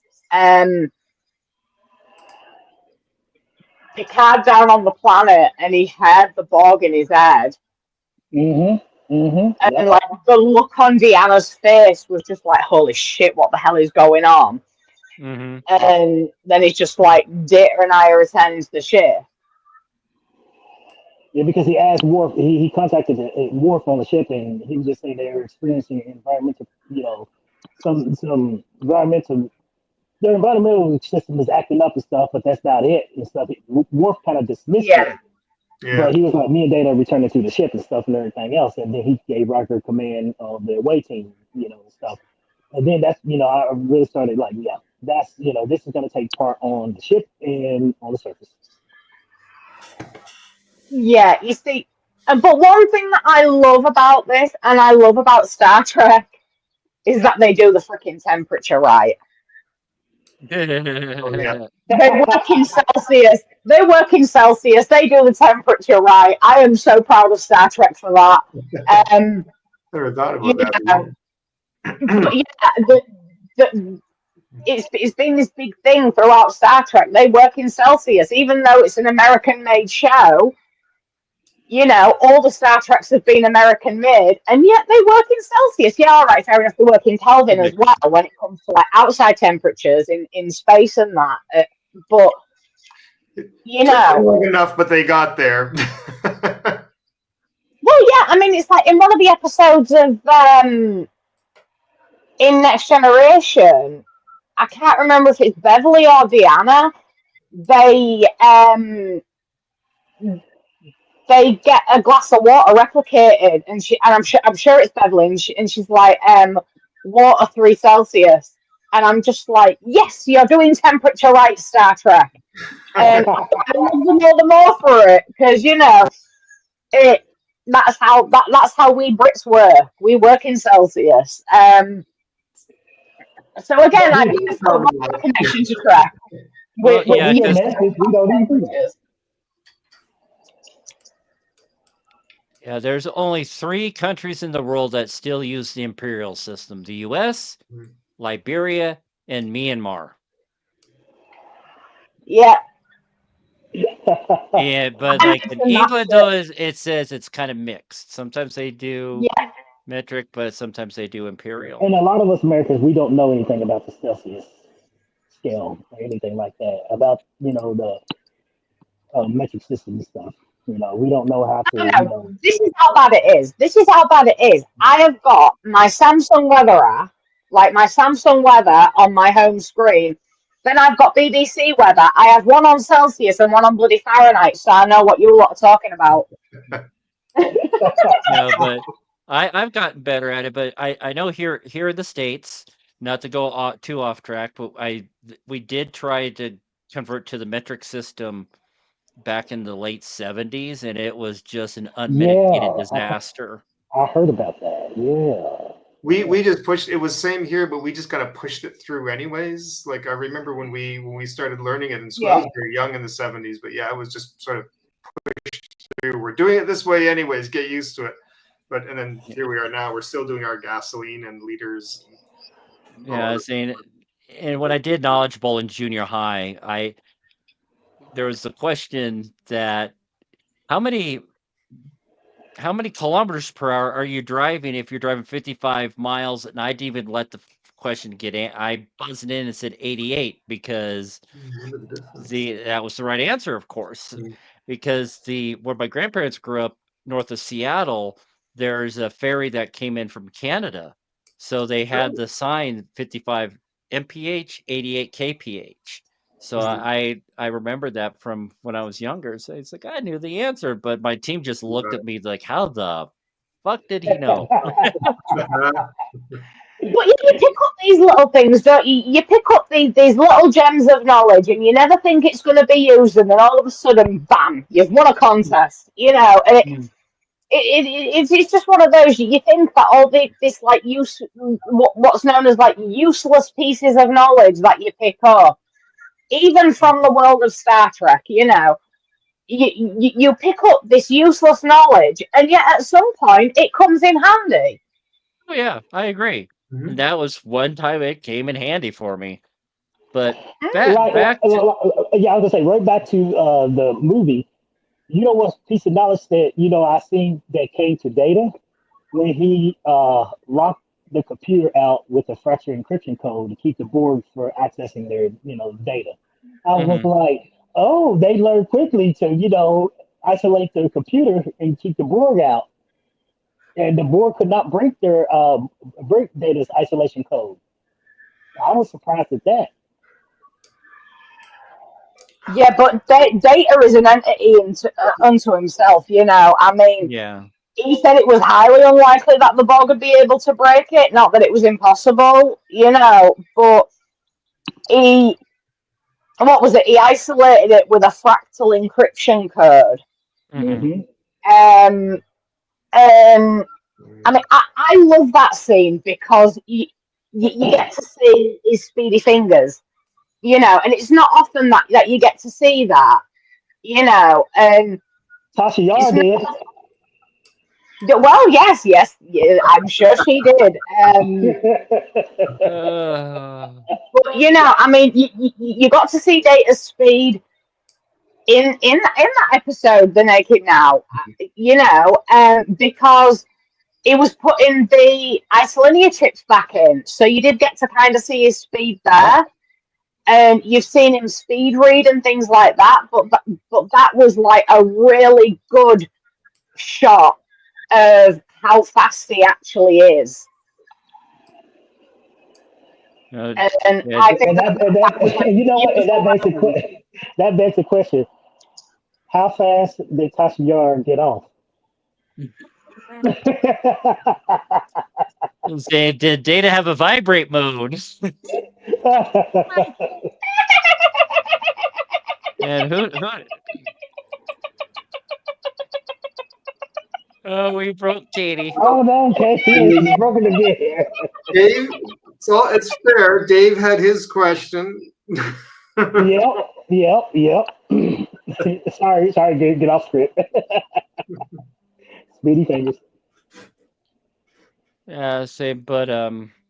But yeah, we're almost like halfway through the movie, and we weren't even introduced to the Queen yet. She Yeah, came in kind of act two, the didn't And she? what an introduction! What's that? She And came what in an act two. introduction! Oh yeah. yeah, that was a great introduction. But before that, of course, You- was I'd say probably at least half of the audience at the theater when I saw it, a collective groan. Cochrane's, "You're all astronauts on some kind of Star Trek." Yes, It yes. only took 30 years for the franchise to come up with that line, but it's like, yeah. Was I the only one? It's cheesy, I liked it's it. cliche, but I freaking love that, Mhm. because Oh, I even though wrote, he invented warp drive, he's still like naive in a lot of ways, and he was just absolutely gobsmacked with everything, and it and even though it was cheesy and it had to be done at some point, it really did, and I think that they snuck it in there quite well oh with yeah. Cochrane's naivety, and some people do actually talk like that, um, but now one thing that I like before we get on to Her Majesty, there is one thing that I do want to bring up, and that is, do you know when they start heading towards engineering? Hmm. They stop outside engineering and they end up getting into a fight with the Borg. Right. To my knowledge,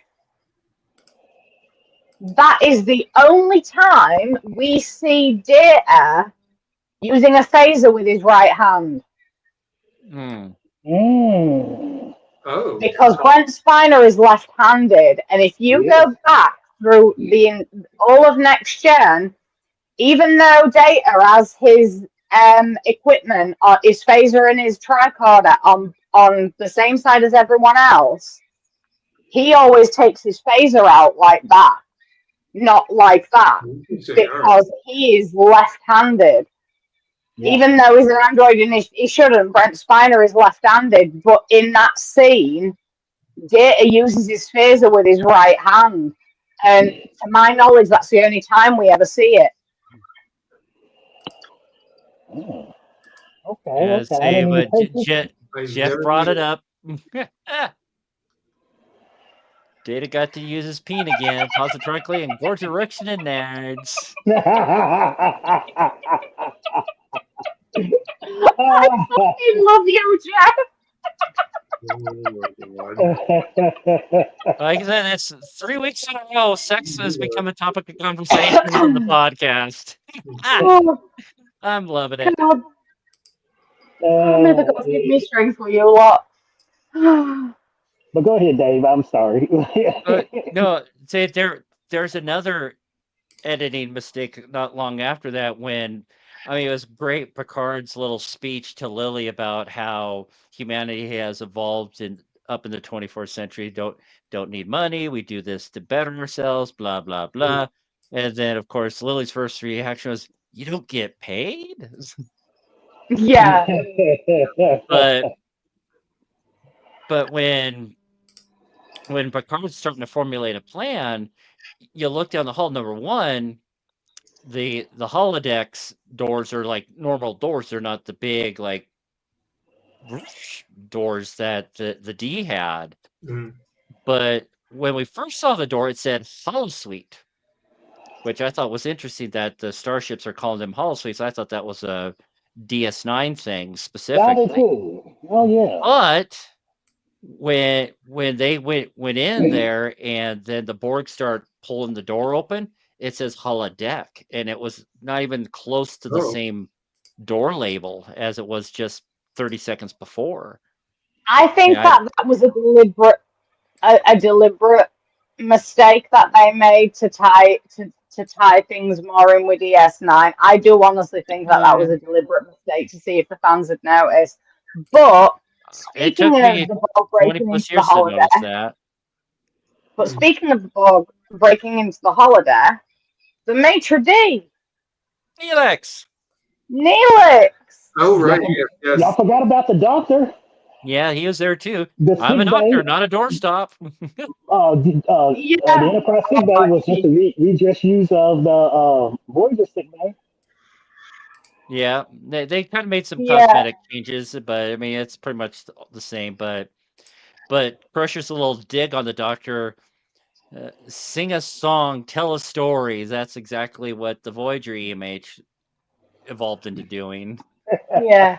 Do a Oh, dance, tell a story, I don't care. Just give it a few seconds.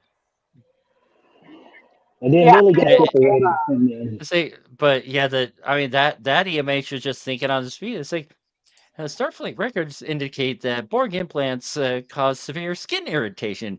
May I suggest an analgesic cream? Yeah, I love that. Because Robert Picardo, I'm sorry, but I've got to give him a shout out on this because I love that guy to pieces. I follow him on Instagram, and he is an amazing person. He's an amazing actor, and he plays the EMH so well. However, like whether it be just that short little scene in First Contact or whether it be in Voyager, it it was just so beautiful to see him in this milk. That was my first introduction to the EMH as well, because I'd not seen Voyager or anything. I didn't see First Contact until I think it was it 2001? Oh wow. You know, so like Voyager was well into it by then. I think it had ended Oh, by then, or it was in about to end. 2001, it did. Yeah. It did. It did. So yeah, that was like my first introduction to the EMH, and then when I watched Voyager, I'm like, oh my god, you know, and I recognized Neelix's voice as well from just that little scene that he was in. Is it Ethan Phillips? Yeah, Ethan Hmm. Phillips. And Yeah. just that little scene, I'm like, oh, I recognize your voice. And it actually wasn't long after that I watched First Contact, because it was like my birthday, and I always watch it on my, well, apart from this year, I always watch it on my birthday. It became a tradition, and yeah, and that's how I figured it out. But yeah, I do like how because sometimes they do make these deliberate mistakes, like Holosuite, Holodeck. You know, they do make these deliberate mistakes to see if fans will notice. Yeah. Like the thing with the Millennium Falcon, you know, they wanted to know if the fans would notice. Just other little things as well. I mean, I can't remember any off the top of my head, but oh, excuse me. It's been a long weekend. But You you did. know, I like to see some of these like deliberate mistakes that they make, like what Dave said about the Holosuite and Holodeck. Yeah. Yeah, like I said, that's the first time I noticed it. I was like, wait a second, and I hit rewind. It's like, oh, hello. But but that, I mean, of course, they like Ruby. She say, watch your caboose and dump the broad, and just the shock on Lily's face. Just the, I mean, for someone that's just been thrust into 24th century technology, she took it in stride for the most part. What was her line that she said? If you would have you when he was showing her, Earth from the other side, and he was like, "If you would have fired this, you would have killed me or something, or vaporized." It's my first ray gun. The way she That's, said it was just so. It was so human, a human being at the time.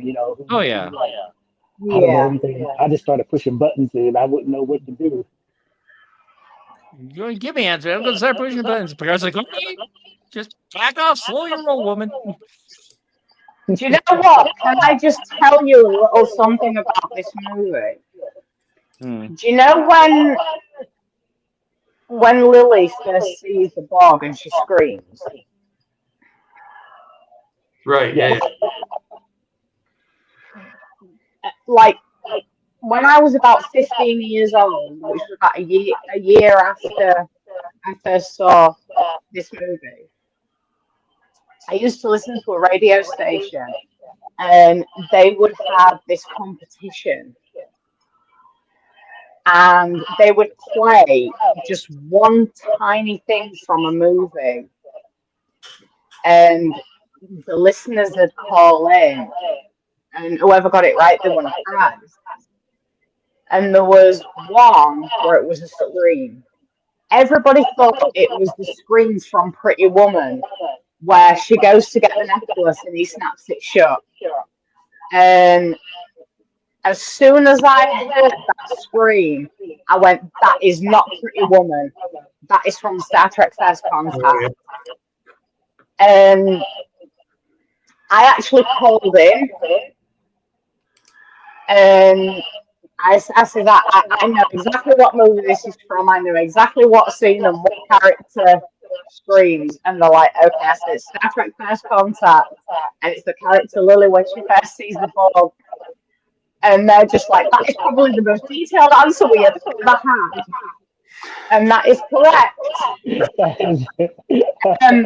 But the only problem was I couldn't claim the prize because I was under 18. Oh no. oh, Yeah, but they actually spent 5 minutes talking about the movie First Contact, and were like, "I take it you're a Trekkie." Yes, as I became a Trekkie because of this movie. Um, um, and yeah, so we had a 5 minute conversation about that. But yeah, I couldn't claim the prize because I was under 18, so I was really gutted about that. 'Cause it was like, I think it was about $2.5 grand that the prize had got up to. And I'm just like, no, I'd have given that straight to my mother. But yeah, so that screen from the movie was actually used on a radio station, and I got it a year into being a Trekkie.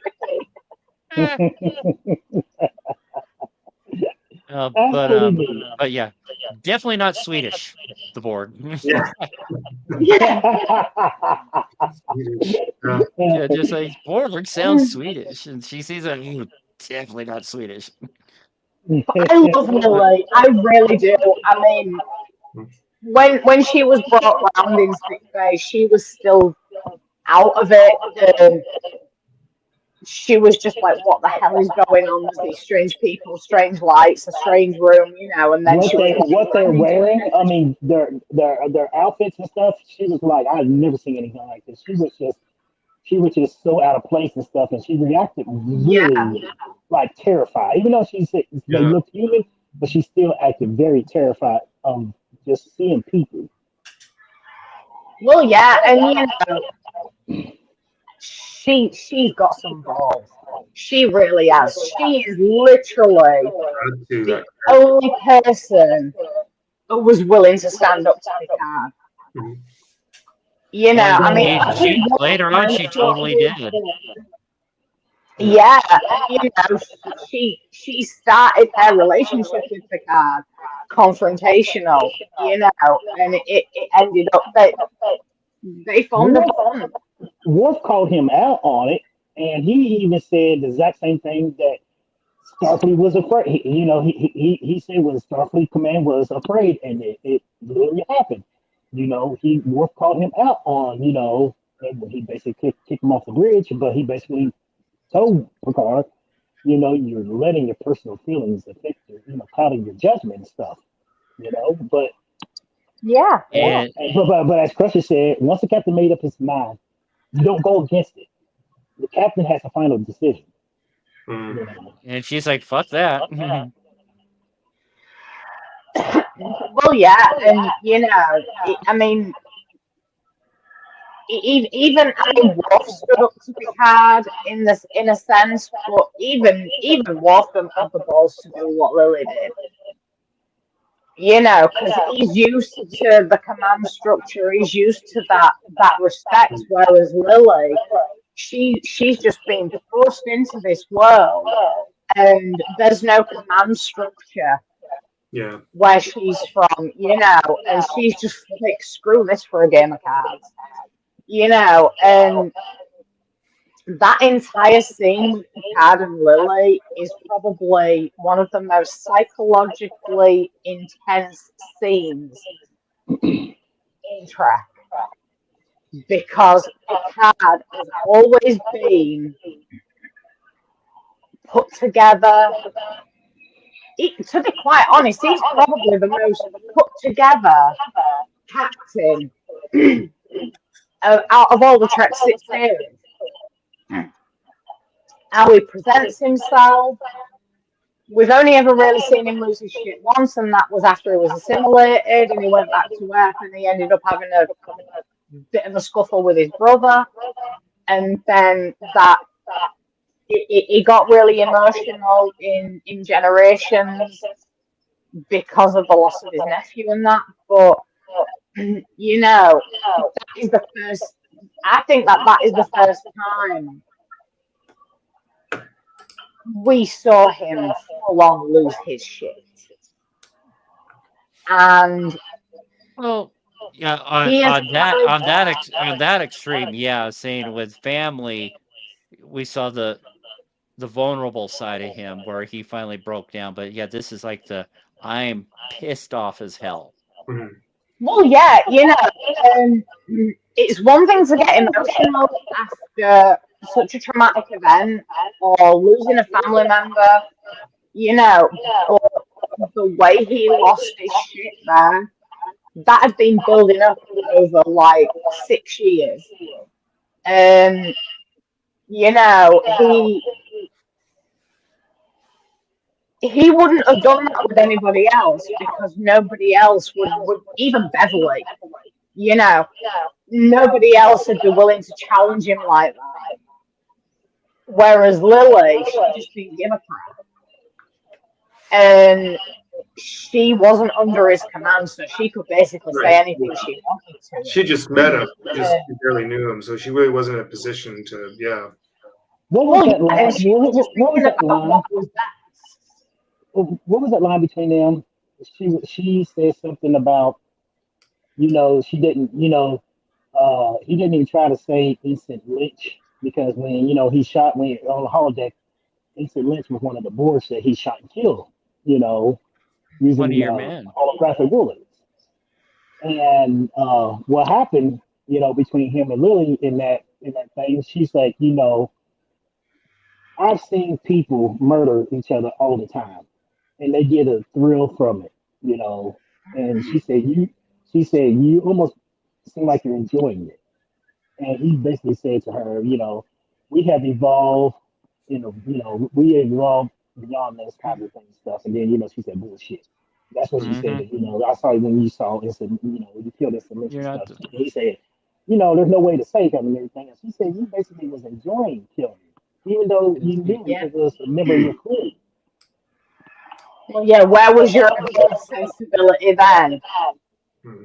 And you see, I actually found it really interesting that she brought up Moby Dick because Patrick Stewart was in Moby Dick. Yes, he was. And you know, when she said like, yeah, Captain Ahab has to go hunt his whale, you And know, Picard's like, he's like, what? And it's like it's like you do have books in the 24th century, do you? So that's a big old. Yeah, he reads books. well, yeah, and then they really get into it, and she's just like, Jean-Luc, blow up the damn ship, and then he really does lose it, and he proper flips his lid, and it was, for me, it was beautiful to see because like the first time I saw it, obviously I'd only ever known the shit track. Um, but I didn't know the backstory properly of the next gen crew, what happened to Picard. I only knew what I knew from this movie. But I could tell, even at a young age, I could tell that Picard was very put together, but he was holding a lot in, and Patrick Stewart played that beautifully. Oh, absolutely. And Hmm. the more it went on, the more I saw how stressed Picard was becoming, and how antsy and edgy and abrupt. And I knew that he was going to lose his shit, and I'm just like, he needs to proper blow up in order to get his brain braining properly. Hmm. And when he did, and he had that release, it was just like calm. And then when Lily says, "See you around, Ahab," and he started reciting the quote from Moby Dick, that it triggered, when she says, "See you around, Ahab," that triggered something in him. It is his logical brain, and nobody else could have triggered that in him. And I thought, as intense as that scene was, and as heartbreaking as it was a beautiful scene at the same time. And after seeing all of Next Gen, and obviously, like, best of both worlds.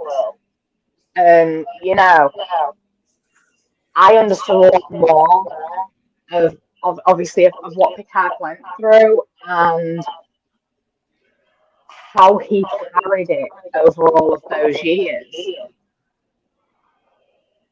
And it was inevitable that that was going to happen when he faced them again. It was just a matter of time. And I was actually so proud of Picard in that scene because he let it all out before he faced them. Well, I got a question for you guys. I got a premise.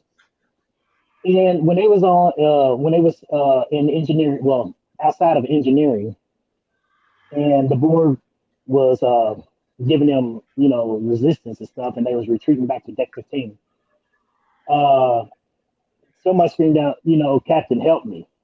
And the captain looked at him, and he took his phaser and shot him. You know, put yourselves in that. This is a question for anybody who's in the chat or anything. Would you guys have shot your crewmate or let them continue to get assimilated, even though you know that they're going to still be alive, but they're going to be a drone? Mm-hmm. So either you know, you kill them yourself, or you let them become a drone. Yeah. I'd have done the same thing as Picard did. Yeah. Yeah, especially like with Ensign Lynch. I mean, he just pumped him full of lead, just like, yeah, that person is gone. Even though like Picard survived, is because he was able to fight it. But yeah, he's just like, once a drone. Think of it as like. Go ahead. I was gonna say, once a drone, you become a drone. You never really go back. Is that what you're trying to say?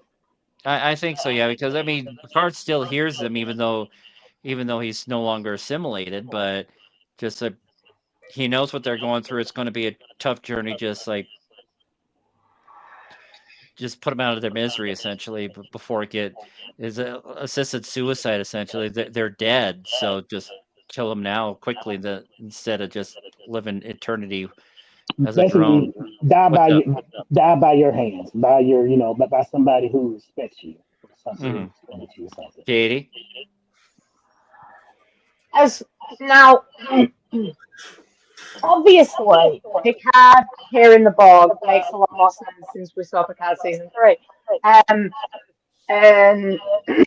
But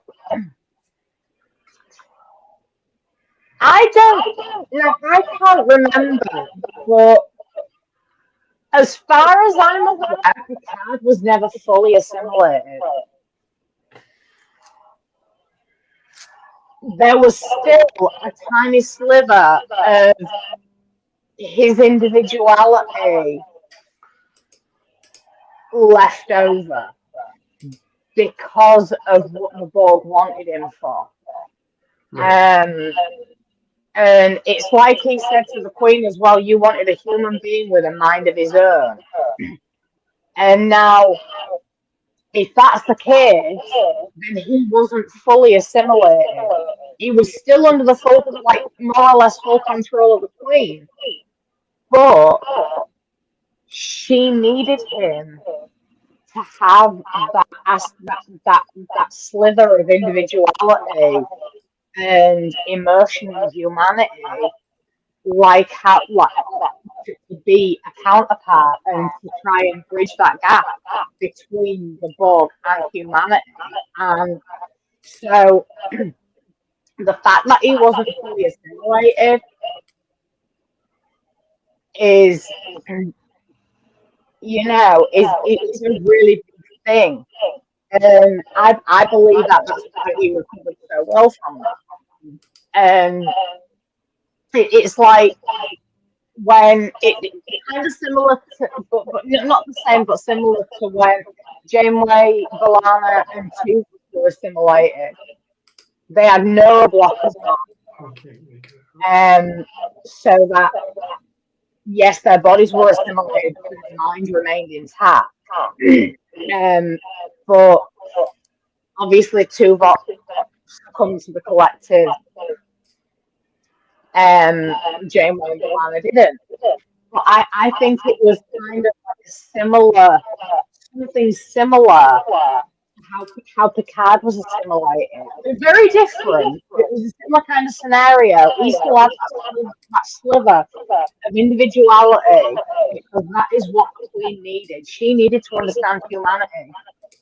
But in order to do that, she couldn't just assimilate it. She had to experience it through Picard. And you know that. And then obviously the fact that all these years down the line he can still hear them, that's all explained in season 3 of Picard. And as it turns out, he doesn't have aromatic syndrome. You know, it was this funny brain thing that the Borg did to him. And obviously that was passed on to his son. But I always found it really interesting that he could still hear them because 7 of 9 couldn't. You know, yeah, and I'm just like, obviously the Borg have done something to him. Because when I saw Voyager and 7 of 9 was liberated from the collective, then obviously like throughout there was like other drones that had been liberated as well. And they couldn't hear the Borg. I was instantly like, the Borg have done something to Picard that's different to a usual assimilation, and I believe that it has something to do with, obviously, yeah, maybe a long term plan, but also the fact that he wasn't fully assimilated. And then when it came to Picard season 3, and all this was going on with Jack, and what he kept seeing, I mean, I think from very early on, I called the Borg, and I said that it wasn't aromatic syndrome that he had; it was something to do with the Borg that had been passed on from Picard, and that's when the aromatic syndrome came into my head, and what the Borg did to him had been masked somehow, and that's why I could still hear them, but because I already had it in my head that the Borg had done something more than just assimilate it in like Best of Both Worlds, and then obviously seeing like watching First Contact again and 7 of 9 not being able to hear them, it was quite evident that something very different had happened to Picard when he was assimilated. Can I throw something out that I don't think anybody ever paid attention to, but I noticed this. In Picard's time that he spent assimilated, it was only 6 days. B'Elanna, Tuvok, and Janeway, when they was assimilated, they was only assimilated for several hours. If I'm not mistaken, they was on that Borg, the tactical sphere, for several hours. Given I don't know how long, but it wasn't on that cube for very long. Maybe it's the duration time, the how long you collect you are connected with the collective. Because Picard was only there, he was only there for 6 days. And then they was able to bring him back. Like you said, he wasn't fully assimilated and everything. I think the longer you are assimilated, maybe the period of like the timeline of how short assimilation versus long assimilation. But that goes back to, I started thinking about that, but I was thinking, well, if I subscribe to my own theory about that, then something like uh 7 and what's his name again, Q, because they was assimilated for a long time. Yeah. And you remember, shoot, I forgot what Voyage episode it was, but they met a bunch of it was Tuvok, not Tuvok, it was Chakotay and Lieutenant Chapman, Ensign Chapman, and they was responding to a distress call, and they didn't realize they was former Borgs, and the Yeah. boards will end up running Want into to their teeth. want to say that was Collective? Huh? No, collective is when Manu comes into it. Yeah, that's right. Um, I forgot which episode. I know it was in season 3. It was in season 3. Uh, I don't know. Let me get Season on 3. IMDb. Unity, season 3 of Unity. Unity, Yes. Yeah. Unity. And so if I started subscribing to my own theory, I'm thinking, the duration in the see these people, it's like, well, I mean, that knocks it out. That will not blow my theory out of the water when it comes to like, one's long term, you know, being exposed to the board versus someone short term being exposed to the board. Picard was only there for 6 days. He was only aboard for 6 days. Versus how long did 7 and 9 was aboard? Almost 20 18 years. years. 18 18. Eighteen years. years. Yeah, yeah. So And you she start was looking at that. assimilated as a child. But you know what happened when Janeway, B'Elanna, and Tuvok were assimilated. B'Elanna and Janeway were like they were recovering really well, but because the assimilation took hold on Tuvok's mind and he actually became a drone, Yeah, he took a lot longer, even though he was only assimilated for a very short period of time. He had a really long recovery, and it. I mean, it was quite evident when you put all the pieces together, and I think it kind of helped. I saw things very backwards, in a way, but just putting the pieces together of had been assimilated, the argument, kind of discussion slash argument that he has with him in First Contact, the fact that he can still hear the Borg, and yet 7 of 9, Icheb, Mazati, all of them, they don't see him. Obviously the Queen was able to contact 7 of 9, but that was through a neurotransceiver. yes. But this was very different for Picard. And it was quite evident that something else other than assimilation had happened to him. And I think because I looked so deep into stuff and like the psychological elements of it, at first I was just like, oh, he's having a bit of a episode, like maybe flashbacks. But he had no idea that the Borg had transferred over to the ship and yet he could still hear them. So I'm just like, yeah, something has happened to him to make him still hear them. And then the more I learned about the Borg and the assimilation process, the more it became evident that he really was something special. I mean, yeah. I mean, everybody. I mean, a lot of us knew if he could still hear the Borg, he is somewhat still connected with them. I mean, that's a dead giver. But I like how they tie that in. It took many years, and I still like how they tied it in Picard season 3. And they, be like, oh, they gave us a final explanation why Mm-hmm. and how. Yeah. The how is one thing, and the why is another. It's like, and then we all start seeing the puzzle pieces fitting together and stuff. And it was nicely done. That was a nicely done Basically, what arc. they did with Picard was a last resort plan. And it was an arc. It was like a very interesting story arc for him. It was a very interesting story arc. That really told it well. That I think a lot of us Star Trek fans are pleased with because we've seen from Best of Both Worlds, uh, First Contact, and then Picard season 3. It really tied it into you know why why can he still hear the Borg? And there was people had their fan theories and stuff and everything, but like I'm glad they gave it some continuity. The writers gave it some continuity to Oh yeah, for a good sure. explanation. Absolutely.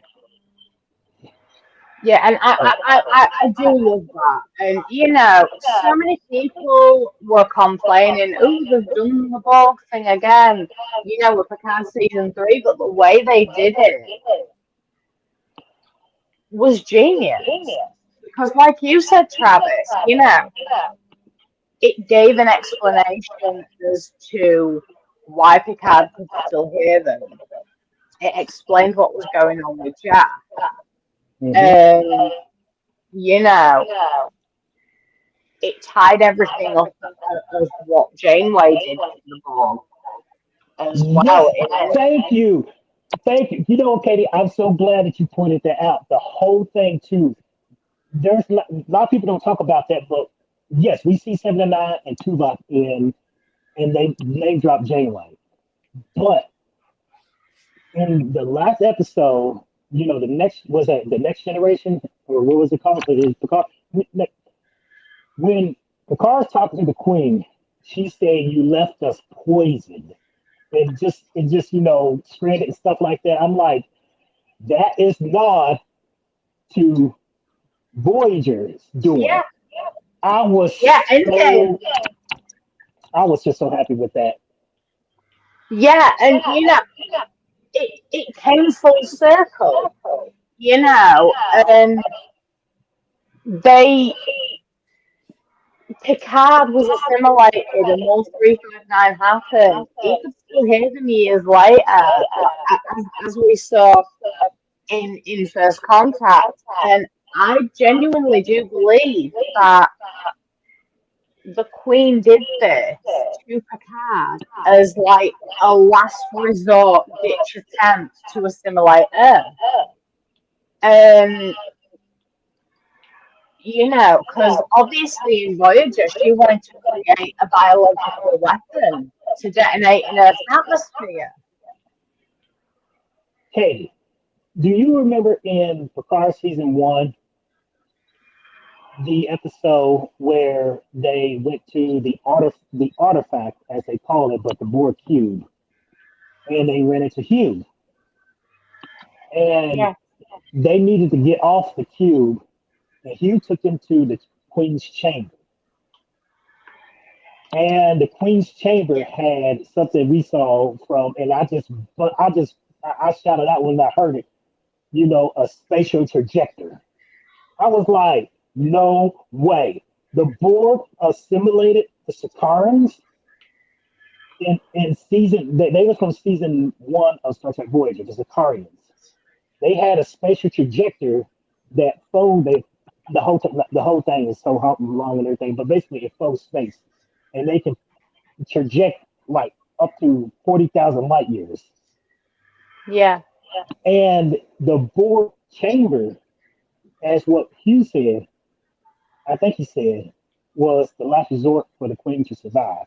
She was able to, if the ship is under attack or getting destroyed, something like that, she would just activate the spatial trajector and go through it. That was the last resort that a Queen would yeah. have, the spatial trajector. I was just dumbfounded. When you mentioned that, the last resort about Picard, I'm like, you know what? They always have, it seems like Queens always think 2 steps ahead in case they need to make a hastily retreat or escape. Well, yeah, but what the Queen did to Picard was more than just thinking 2 steps ahead. She didn't just have an ABC plan. She had a full alphabet of plans, and he was like, no, honestly, I mean, I like like that. in Voyager, in was it Dark Frontier? She has 7 of 9 to program the nanoprobe to um to create a warhead that would detonate in Earth's atmosphere to slowly assimilate them like a virus. Yes, And I think that was, species 5618, human, yeah, low cranial um, capacity, slow it regenerative. No, yeah, I'm sorry.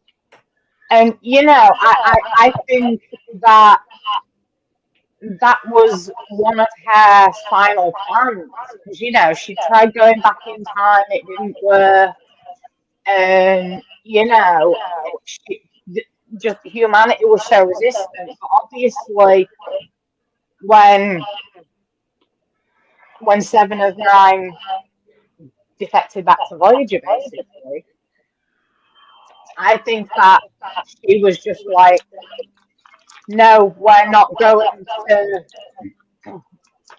to go down this route anymore. And hearing about the changelings and the Dominion War and everything, I think that possibly changed a lot of things. And it was something that she set up over the course of years. And Picard was basically her end game. And the fact that he had a son, and that was passed on to Jack, she was able to connect with Jack because Picard was no longer human. He was an android, like a next gen kind of android. And so she wasn't able to communicate with Picard. She had to communicate with Jack. And it was very well thought out. The whole oh, excuse me, I'm really tired. Like the whole storyline, the whole story arc of Picard being assimilated, First Contact, and then everything with Voyager, and just involving the changelings in it. Basically, the changelings teaming up with the Borg, and everything was tied up in a neat bow, so to speak. Yes, there were still some unanswered questions, but for the most part, everything was tied up in a neat bow. I will admit, speaking of Her Majesty, when Data is on that bed thingy, is talking to the drones, and he's just like, your attempts to break the encryption codes will not be successful, nor will your attempts to assimilate me into your collective. And then the Queen's voice echoed through that entire room. And I mean, I'm sorry, but Alice will always be my Borg Queen. You should have heard it at the movie theater back when it came out. It was so crazy to hear it, in surround sound. Mm-hmm. But her voice, I've always found is so lovely. I mean, the first thing that I saw her in, I think, I think it was it First Contact that I first saw her in, or did I see her in Dinotopia before? I can't remember. But she was in a miniseries called Dinotopia, and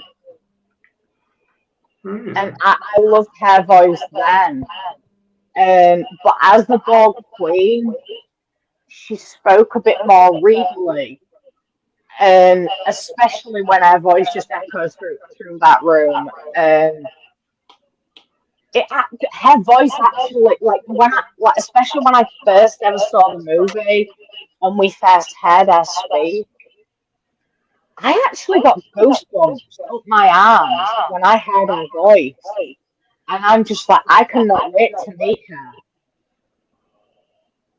And I was like really wanting it to get going so that I could meet the woman behind this voice. And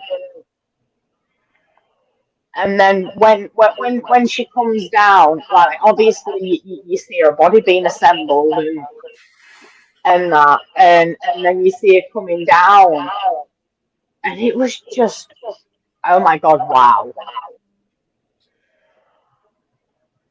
And I was just just, this is a beautiful moment right here.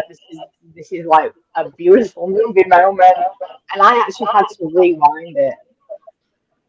You know, the first time I ever saw her, she was in a movie in the early '90s with I don't know his name, but his character that he played was Leo in Charmed, and I believe it was a Stephen King's movie where her and the guy who played Leo, the actor, was a mother and son, and they was giant cats.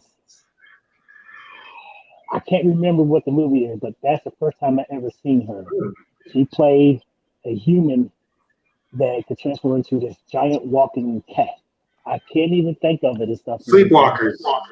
Thank you. Yes. Thank I you. knew, Thank I you. knew that was Yes, That's I a love that movie. yeah. I forgot about that. yeah. That's the first time I ever saw her in Sleep. Oh my God. I was just like, I knew I remember seeing her some years before. That's the first time I was like, okay, this is a perfect role for her because she can make a pretty interesting villain. But yeah, I mean, I don't know about you guys. I don't know if this is just like a woman thing or not, but I am so in love with her voice. And you know what? If she was, if Alice was ever to bring out, oh Zach, no,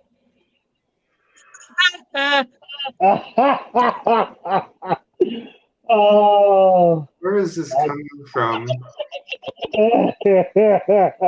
oh, jeez, I fucking love you, Zach. Get your ass on the show. Um, yeah, but he is just saying, "Are you um, still on?" It's like, yes, we are. This is the one of two XL episodes this week that we're talking about the Borg. Saying obviously tonight, and then in 2 weeks we're gonna have Manu Interami on here to talk about Q2. So looking forward to that. Going to That's probably gonna get a be lot of fun. trolls on that episode. So we'll just have to Oh see what boy. develops with that one. But Oh boy. We but gotta make yeah, sure we have some good questions for him about that episode, about that particular episode that he worked with Keegan. You know, we got to come up with yeah. some really good questions for him. I am certain, but yeah, I'm working on the graphic for that right now. But you know, we're still talking a lot of Borg, but I want to try and get the conversation back to the movie itself because we had Dwight Schultz come back to portray Reg Parsley, Yes. just Reg being Reg, and I just put a No. little aw next to it. He's like he's just oh, I love like Reg. he has such heroes. You can't shake my hand. It's like I would totally be him if I was in that position. And Do this you was the know first what? time. I wouldn't. I I know don't this is. I know this sounds really, really awful, but say. I have never been like that with a celebrity, and I never would be because they get that all the time. I mean, I understand that it was a really big moment, and he's an engineer, and he was helping to prepare the Phoenix. But it was so sweet coming from Reg. If it had come from anybody else, it'd have been creepy. But it was so sweet coming from Reg, and I honestly thought it was going to dislocate his shoulder. Hey, but yeah, say Zach, yeah, you're mentioning Katie's getting some echo. I've been noticing that getting a little stronger as the episode progressed. I don't know if mine kind of abated since I moved the microphone back a few inches I from me. I apologize because of my horrible speakers. I've only been able to make out about half of what Katie said. I wonder if it's I can hear what she said sometimes. She distorts in and out, but Yeah, what about the me? echo kind of overlaps, and I haven't been as like I'm trying to like listen. I'm like, ugh. you, Dave, you and Phil coming through pretty clearly. Okay. If I turn the audio down about halfway, then I can kind of cancel out part of the echoing, and I actually can hear a little bit better. But I have to turn it down Yeah, and but then you back up. yeah, you're coming through kind of echoey on my end, Phil. Am I? Oh, Yeah. So I don't know. I think See, it's just, usually when the episode goes longer, that's when the audio issues start. Okay. okay. Okay. But Yeah, I apologize for the echo. I don't know what's causing it. but But I think but it's yeah, just it's all over the place and thing. stuff. The whatever this is What StreamYard. I was gonna ask this to the whole room and everybody, anybody else in chat. What did y'all think about when Jordy was basically he was spilling the beans to Cochran? After he basically said, I kind of envy him, and he said, I went to Zephyr Cochran High School. And he was like, they named the high school after me. He was just started, just going on and about the big marble statue, reaching for the stars. And he said, you stand in the exact spot. And it was just like, Jordy, you're just letting flow a lot of things that you shouldn't be telling him. And Yeah. when he was wanting to exit, he said the word leak. And I gotta apparently take a leak. in the 24th century, they don't use that kind of, slang. Is it? Doesn't Yeah, anyone I in love the that. 24th century ever pee? And he's like, "Oh, leak, that's funny." And That's actually the first time I'd ever heard that term as well, because that's a very American thing. It's not a British thing at all.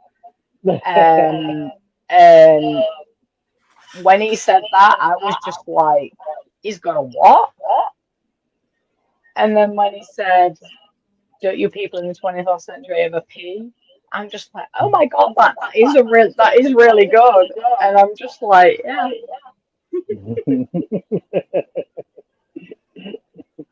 I like that. I like that scene. And then when they went to hunt him down, because he was running from them, he said, I don't want to be a statue. And we have to yeah, right the face of him. yeah, Riker's like, "You told him about the statue, really?" Oh. But I'm sorry, I have to mention this. Geordie's eyes. Hmm. I mean, when I The saw ocular his eyes, implants. I adore those ocular implants. I really do. And when you saw them working and turning, and when they zoomed right in, I was just like, oh my God, that's so cool. I want those eyes. Well, this is the thing too. Jordy was blind. He was born blind. And when Yeah. he got on the Enterprise, when he boarded the Enterprise, one of the first things when he was in sick bay was Dr. Crusher examining him because he said ever since he wore his visors he experienced pain and stuff. Well, she gave him a few suggestions and stuff, and he rejected and everything else. But that Mm. goes to show you the progressive uh, nature of Star Trek in the technological advance when it comes to like technology and stuff. It's like we would they have the ability to make somebody see, a blind person see. So to me, it's like wow, they was able to finally give Jordy eyes so he could see after that many years. All his life he's been blind, and there's been technological breakthroughs in not just Starfleet, but I guess in medical breakthroughs. I'm gonna use this word Daystrom Institute because it seems to be, where a Yeah. lot of, advances are made in medical and science and stuff and everything. But like that goes to show you that wow, they can give people sight, blind But people Yeah, sight. also, and as far as I'm aware, Plas. again, as far as I'm aware, that was the second and final time we saw through Geordie's eyes.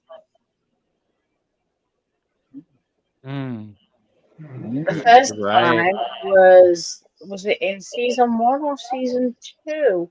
Season 1, Heart of Uh, Season Glory. one. Yep. yeah.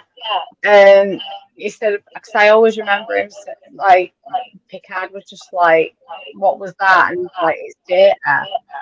And he's got an aura around him. He's an android, of course he's got an aura around him. But we never saw through Geordie's eyes again until the first contact, Mm-hmm.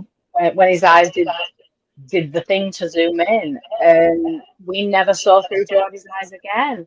Mm. And you know, and this is a little bit off topic, but not away from the crew, and still discussing Geordie's eyes. In the episode The Naked Now, when he was infected with that virus and he was begging Tasha to help him see Oh yeah. in Insurrection, he for a short while was able to see as everybody else did. And I remember specifically in The Naked Now, he said that he wanted to see it. It's something about he wanted to see a sunrise. And And he then in saw sunrise. Insurrection, when Picard went and met him, it was just like, I've never seen a sunrise, at least not the way you do. Mm.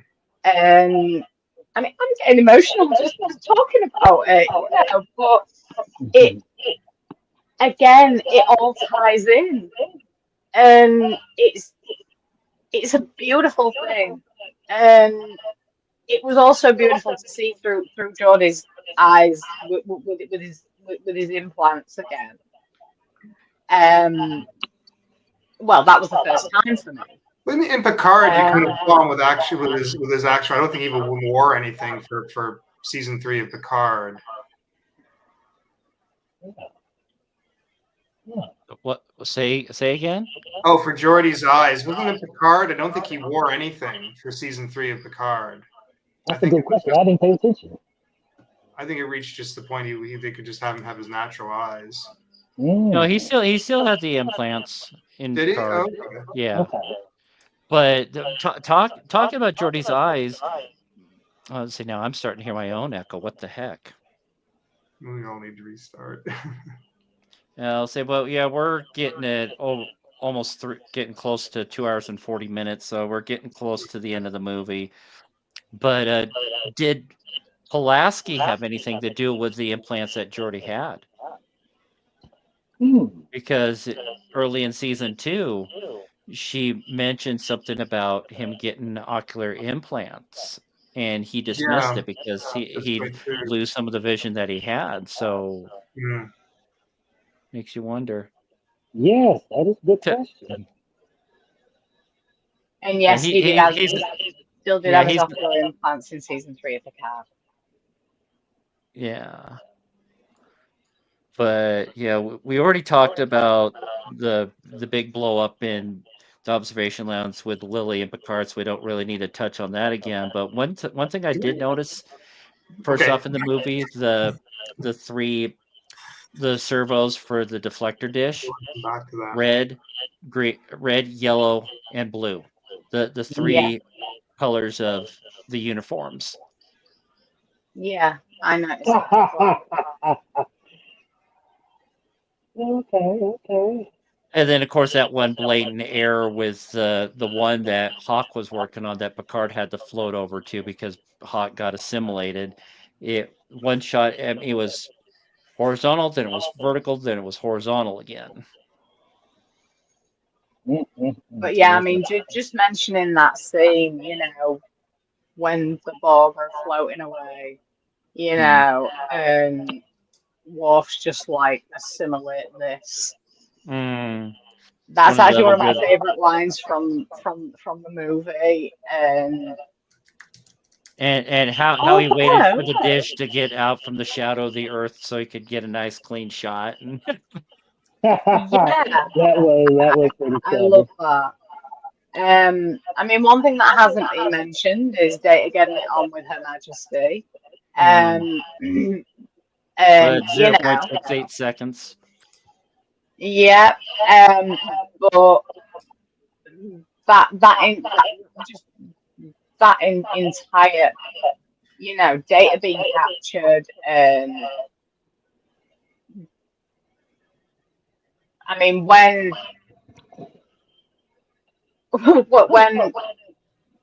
he first sees the skin, and the Queen says, "Do you know what this is, Data?" And he's just like, it seems like you're gonna graft organic skin onto my endoskeletal structure. And then she just like, what a cool description for such a beautiful gift. And then she blows across it, and you see all the goosebumps raise and Data's reaction. I'm just like, holy shit, dude. You know? You know, in that one particular scene, Did he ejaculate? I was wondering, did he pop a boner?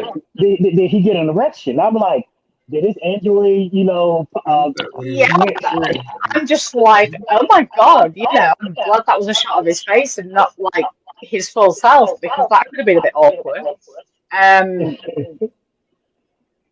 You know, if I had that reaction every time I got goosebumps, I'd be a happy woman. Okay. I mean, he must have did it to Tasha because, she just said we keep it between ourselves and stuff and everything. He went, isolinear tips on her with his fingers, probably. But you know that the entire relationship between him and the Queen was just beautiful. I loved it, you know. But one thing that I did not like about this movie, and that is, how the hell could Picard forget about Data? Say that again?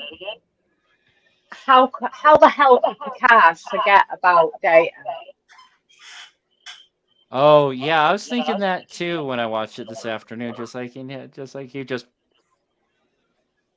He thought has he was so much gone. going on. He has so much going on with himself and everything else that, Data. But Data managed to communicate with him. And I don't think it was a conscious thing on Data's part, or maybe it was. Maybe he knew, like, because he knew that Picard could hear them. Maybe all of this time he'd been trying to communicate with the captain through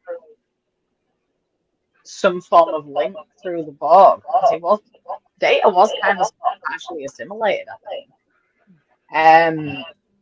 Or they tried at least. But, you know, he was able to communicate with Picard, and that was an interesting thing as well. And the way that he played the Queen was one of Data's finest moments, in my opinion. His objective was he still had one single objective: to puncture the plasma coolant tank. Yeah. Which seemed pretty flimsy when he did it. I mean, you remember he is. But don't forget, Data is strong. Yeah, but the way it looked, it was just It did. I know what you mean. I know what you're talking about. But, you know, I mean, Data has got some strength behind it. Oh yeah. But backing up just a little bit on that, when the drones were put more of the skin on Data's forearm, since I was watching it on my laptop, I was able to observe it a little bit better, where I swear it looked like one of the drones was smiling when he was doing it. Really? Yeah. Yeah. It was very subtle, just like a little the corner of his mouth just kind of turned a little towards the camera and smiled. I'm gonna have to go back and watch that. Okay. Yeah, and something very undrone like when they closed the thing over Data's hand again, and like I think this was earlier on, and it closed the thing over Data's wrist, and then he patted it. I noticed like, that too. That is very undrone like. I see that too. I always wonder about that all these years. But yeah, it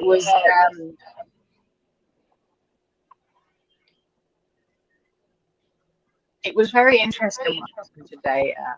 But it was actually really nice to see Brent Spiner's true eye colour for a change.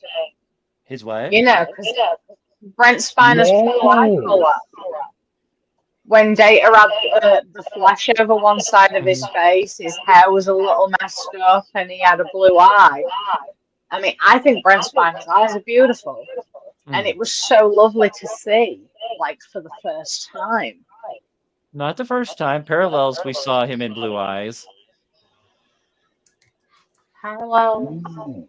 The couple episodes ago, we talked about when Worf was jumping realities. There's one reality where Oh, Data had blue eyes. Yeah. what I'm saying is, like, from when I first saw it, Hmm. it was really nice to see Brent Spiner's true eye colour. And then obviously I didn't see Next Generation until after that, and there was quite a few instances where we saw Brent Spiner as a human, obviously because he played Dr. Sung. And the first time we saw that was that double episode. What was it called when Data started to dream and there was all the crows and you saw Dr. Sung communicating with Data? Birthright. Yeah, Birthright. Thank you, my darling. But yeah, that was like the first time in Next Generation, to my knowledge, as far as I can remember, that we actually saw Brent Spiner in the flesh, so to speak. Yeah, I would say no, Zach. Say I don't think the Vulcans were more ill-tempered. They were just probably taken more aback by how emotional the humans actually were. You're right. You're right. Yeah. Otherwise, it's But yeah, I mean, come on. I mean, the Vulcans are arrogant enough to make that grand entrance and the whole. You know, he could have taken that down less dramatically. You know, Yeah. Did anybody? I think it I'll was. just say, Dave, do you have this in your notes about the Vulcan that stepped off out of the ship first? I didn't write anything specific. What were you thinking? According to some sources and stuff, that was Spock's grandfather. Oh, I wanted to bring this up later because I remember when I went to see it. Everybody was. I had a friend of mine in our little group that went to see it. And was like, oh, "That's Spock's father. That's Sarek." And I'm like, "It's a little too soon for Sarek. I think. I mean, I know Vulcan's long, but it seems a little too soon." But he swore up and down, and there was some chat amongst fans at the time if it was actually Sarek or not. And I was just like, "No, I can't buy that as Sarek just yet." It's just Yeah, you're right about that. You know, according to some stuff that I've read, and then I've heard in continuity that they are playing that Vulcan as Spock's grandfather. That would make more sense with being his It grandfather. would. It would be logical. Yes. To make more sense.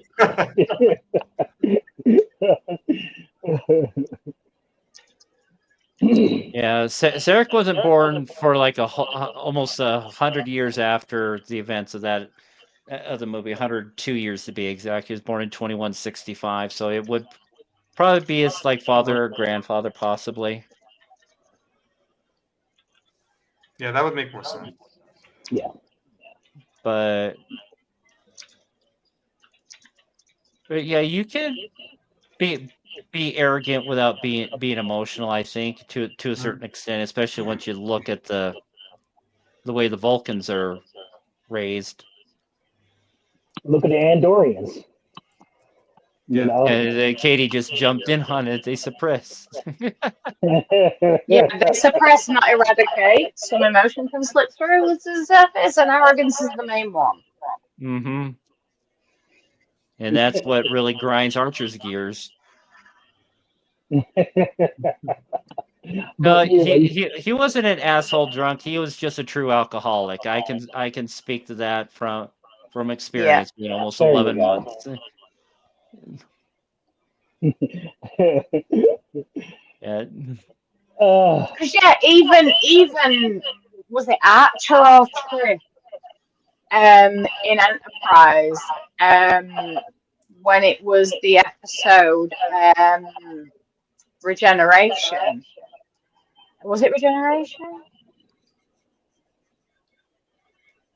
Well, the Enterprise episode with the Borg, anyway. It, I think it was Archer who was looking through the archives and he was saying about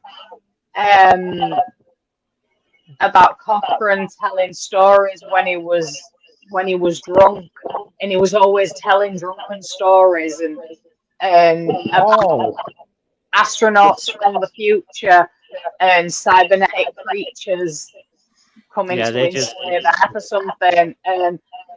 yeah, that was definitely Regeneration because they just Yeah, fucked it up to him being an alcoholic. But Well, to with Paul me, did. yeah. It was to Paul. if I She's the one who said that. say I wouldn't be getting these if I was keeping drunk, Zach. But no, I like the collecting fact shiny that things. they tied in so much more than just a nod to what happened to the Borg sphere that the Enterprise destroyed back in 2063. You know, they actually they didn't actually like directly quote Cochrane, but they kind of like semi quoted him. And they mentioned about his drinking and that he was always drunk and telling stories about, you know, people from the future and cybernetic creatures wanting to enslave the human race. But everyone thought that it was just stories that he told when he was drunk, just to entertain people. And I thought that was a nice touch to tie in the movie First Contact as well. Absolutely, absolutely. Because they didn't have to go that far. They didn't have Well, to go that far with it, but they did, and it worked. well, and My I question. think that goes right back to the fact that they kind of screwed the pooch from the first episode. They kind of say we got to be more mindful of what's already been made as canon, so they getting better as the series progressed. Exactly. Not to say, try to rewrite stuff and everything, but let me mention this before, we get going and stuff and everything, because it's almost 11 o'clock here. Um, the Enterprise D, or not Enterprise D, Enterprise E failed to do one thing that we wouldn't get regeneration. They did not clean up their mess. They destroyed the Borg sphere, Yeah. but they left debris. They left all evidence in the past when they went back to the future. And it's like, didn't you just know what Starfleet temporal mechanics would Yeah. say? What they would say about not trying to clean up your mess with Yeah. going time and everything else. You do everything you can to alleviate any kind of footprints. Would they have sent? I mean, it's more time travel. Would they have sent a cleanup crew? In all honesty, Yeah, exactly, a temporal cleanup crew. Yeah. I mean, would they have known for certain that any of the debris from the Q, why do I keep saying freaking Q, from the sphere, Hmm. would they have known for certain whether or not any of it had got like caught up in Earth's gravity and gone down? They could have just thought that it exploded and drifted off into space. I know long range Or sensors were burned up in down. the atmosphere. Long range sensors were down. They had short range sensors, but I guess they wasn't really focusing on their mindset. I guess they wasn't focusing on how do we clean up this mess. Keep our involvement minimum, so the timeline when we get back to our time, it will be as we Oh yeah. never left. You know, it's one of those little You things. know, they were more bothered about the Vulcans not detecting him and getting back home. So it is understandable that they may have like not checked for that. Yes, yes.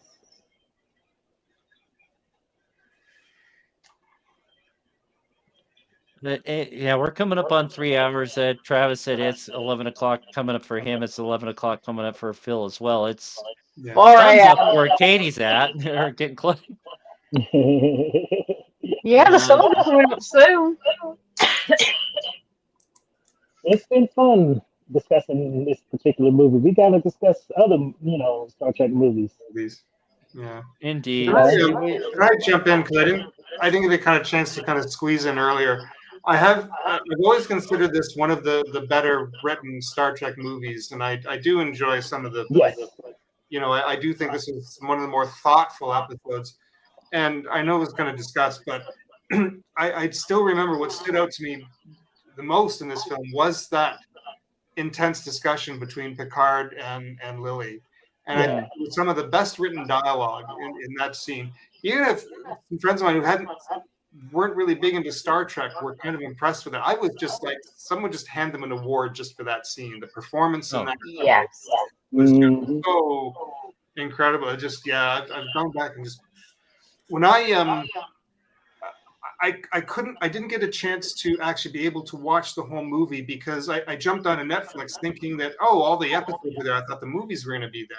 I went and like, oh my God, it's not there. So I've been trying to get it through other means, and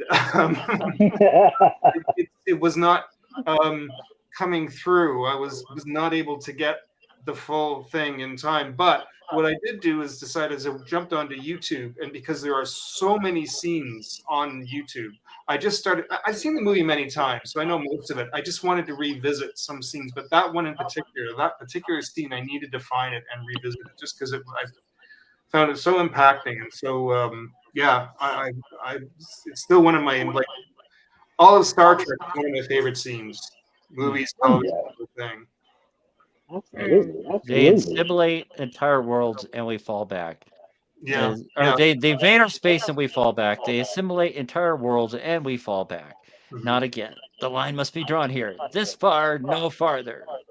Mhm. But just the raw emotion that Stewart brings to that role. It's Yeah. like, I will make them pay for what they done. I mean, just like I just her last line in that when she just looks at him and she's like, "You broke your you little broke ship." your little ships. Yeah, I love that. You could tell that just like struck a chord, and the whole performance in that was so good.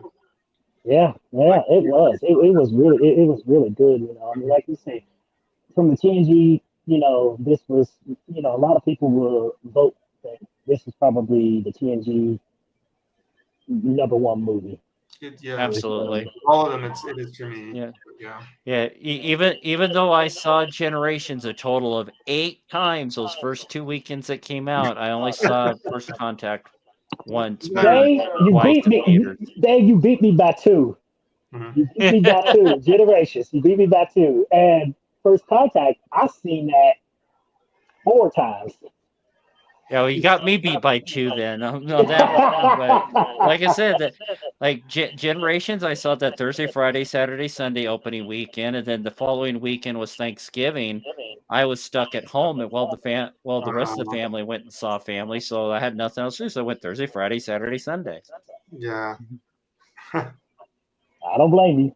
And I think it's I've Sunday never when seen a Star Trek movie in the cinema. Oh, man! Look for the retro showings. I didn't kind of start seeing Star Trek movies until the 4th, and I was so upset that I never got to see the first ones in the cinema. And I know.